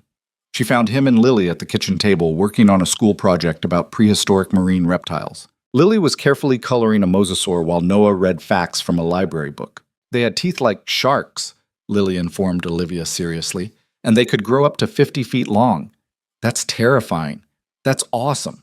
Dad says we might go to the Natural History Museum this weekend to see the fossil exhibit. That sounds fun. Noah looked up from the book. How was the conference? Good, strange. I gave a talk that was probably too honest. That's the best kind. Lily finished coloring her mosasaur and held it up proudly. What do you think? I think it's perfect, Olivia said. And she meant it, not because the coloring was technically perfect, but because it was made with care by a kid who loved dinosaurs, in an apartment that felt like home, while her father sat nearby reading facts about prehistoric oceans. This was what mattered, not keynote addresses or professional accolades or proving herself to strangers. This, being present in ordinary moments with people who'd chosen to let her into their lives, despite having every reason not to. Later, after Lily went to bed, Noah and Olivia sat on his couch, not really watching a movie neither of them cared about. You know what I realized today? Olivia said. A year ago, I would have called this boring. Sitting around watching movies on a Tuesday night. No drama, no crisis, no urgent problems to solve. I would have thought this meant I wasn't ambitious enough. And now? Now I think this is what I was ambitious for. I just didn't know it yet. She leaned against him. Turns out peace is harder to achieve than success, but it's also better. Yeah, Noah said quietly. It is. Well, they sat in comfortable silence while the movie played to an ending neither of them saw. Outside, the city hummed with the constant activity of people chasing their own definitions of success. But inside this apartment, in this small space carved out of ordinary life, two people who'd been broken by different circumstances were slowly learning that healing didn't mean returning to what you were before. It meant building something entirely new out of the pieces that remained. And sometimes, if you were very lucky and very honest and willing to admit when you were wrong, those new things turned out better than anything you'd been before. 6 months later, Noah proposed. Not with grand gestures or public declarations, but quietly, while they were doing dishes after dinner at his apartment. He just said, "I think we should get married," like he was commenting on the weather. Olivia almost dropped the plate she was washing. "That's your proposal?" Okay. I'm not good at romantic gestures. You know that. You could at least wait until we're not elbow deep in soapy water. Why? This is real life. Real life is dishes and ordinary moments and choosing to build something permanent with someone even when they're not perfect. He dried his hands and looked at her seriously. "I love you. I don't trust easily and I'm difficult, and I'm always going to put Lily first. But I love you, and I think we could build something good together. So yes, that's my proposal. Do you want to get married or not?" Olivia looked at this man who'd saved her company twice, who'd taught her what actually mattered, who'd given her a second chance she absolutely didn't deserve. She thought about all the proposals she'd imagined as a younger woman, romantic and perfect and nothing like this. She thought about how none of those imagined proposals would have been real. "Yes," she said. "Let's get married." They told Lily the next morning. She was skeptical at first, worried about change, about what this meant for her life with her dad. But when they explained that nothing fundamental would change except that Olivia would be around more officially, she brightened. "Does this mean you'll come to my science fair?" Lily asked Olivia. "Of course. And my soccer games. Everyone you want me at." "Oh, okay. Then I approve." She went back to her cereal like they'd just discussed something no more significant than weekend plans. They got married in November. Small ceremony in Patricia's backyard with maybe 30 people present. No grand venue or elaborate planning. Just family and friends and colleagues who'd watched them build something real out of failure and stubbornness, and the willingness to keep trying. During the ceremony, when it came time for vows, Olivia looked at Noah and said simply, "I promise to keep showing up, to keep being honest, to keep trying to be someone who deserves your trust. I can't promise I'll be perfect, but I can promise I'll keep working to be better." Noah's vows were equally unpolished. "I promise to keep giving you chances, to keep believing you can change, to keep building this life we're making together, even when it's hard. And I promise that Lily will always come first, but there's room for you too. There's always been room for you." It wasn't poetry. It wasn't the kind of vows people wrote for Instagram or wedding magazines. But it was true, and truth turned out to matter more than beauty. After the ceremony, during the reception, Patricia pulled Olivia aside. "Your father would have been proud," she said. "Not just of what you saved, but of who you became while saving it." "I didn't save anything alone." "No, but you learned to accept help. That's harder than it sounds." Patricia smiled. "I watched you go from someone trying to prove she deserved her position to someone who actually earned it. That's the real success story here." Later, Olivia stood at the edge of the reception watching Noah dance awkwardly with Lily to some song the DJ had picked. They both looked happy, genuinely, unself-consciously happy in a way that had nothing to do with achievement or status or proving anything to anyone. She thought about the person she'd been 2 years ago. The CEO terrified of failure, desperate to prove herself, measuring worth in titles and stock prices. That person would have looked at this moment, this small reception in a backyard, this marriage to someone who'd once stocked shelves because she'd destroyed his career, and seen compromise. Settling. A life smaller than what she'd been taught to pursue. But that person had been wrong about everything that mattered. This wasn't compromise. This was winning. Not the kind of winning that came with headlines or corner offices, but the kind that came with peace, with trust slowly rebuilding, with choosing presence over performance, with building something real instead of something impressive. She'd spent her whole life chasing success and discovered that success without substance was just expensive loneliness. She'd achieved everything she thought she wanted and found it wasn't enough. She'd lost everything and rebuilt from failure and learned that some things, trust, love, honest connection, couldn't be achieved through ambition. They could only be built through consistent choice, through showing up, through admitting mistakes, through valuing people more than positions. Noah saw her watching and beckoned her over. She joined them on the makeshift dance floor, and Lily immediately grabbed her hand and pulled her into their awkward circle. They danced without grace or skill, just 3 people who'd found each other through crisis and chosen to build something permanent from the wreckage. And in that moment, dancing badly in Patricia's backyard while November evenings settled around them. Olivia understood something she'd spent her entire life missing. This was what she'd been ambitious for all along, not corner offices or board positions or proving herself to rooms full of skeptics. This, connection, trust, the messy reality of building a life with people who'd seen her fail and chose to stay anyway. Success, it turned out, wasn't about what you achieved. It was about what you built while achieving it, and whether, when you looked at your life honestly, you saw something worth keeping. She'd built something worth keeping, finally, imperfectly, but real. And that was enough.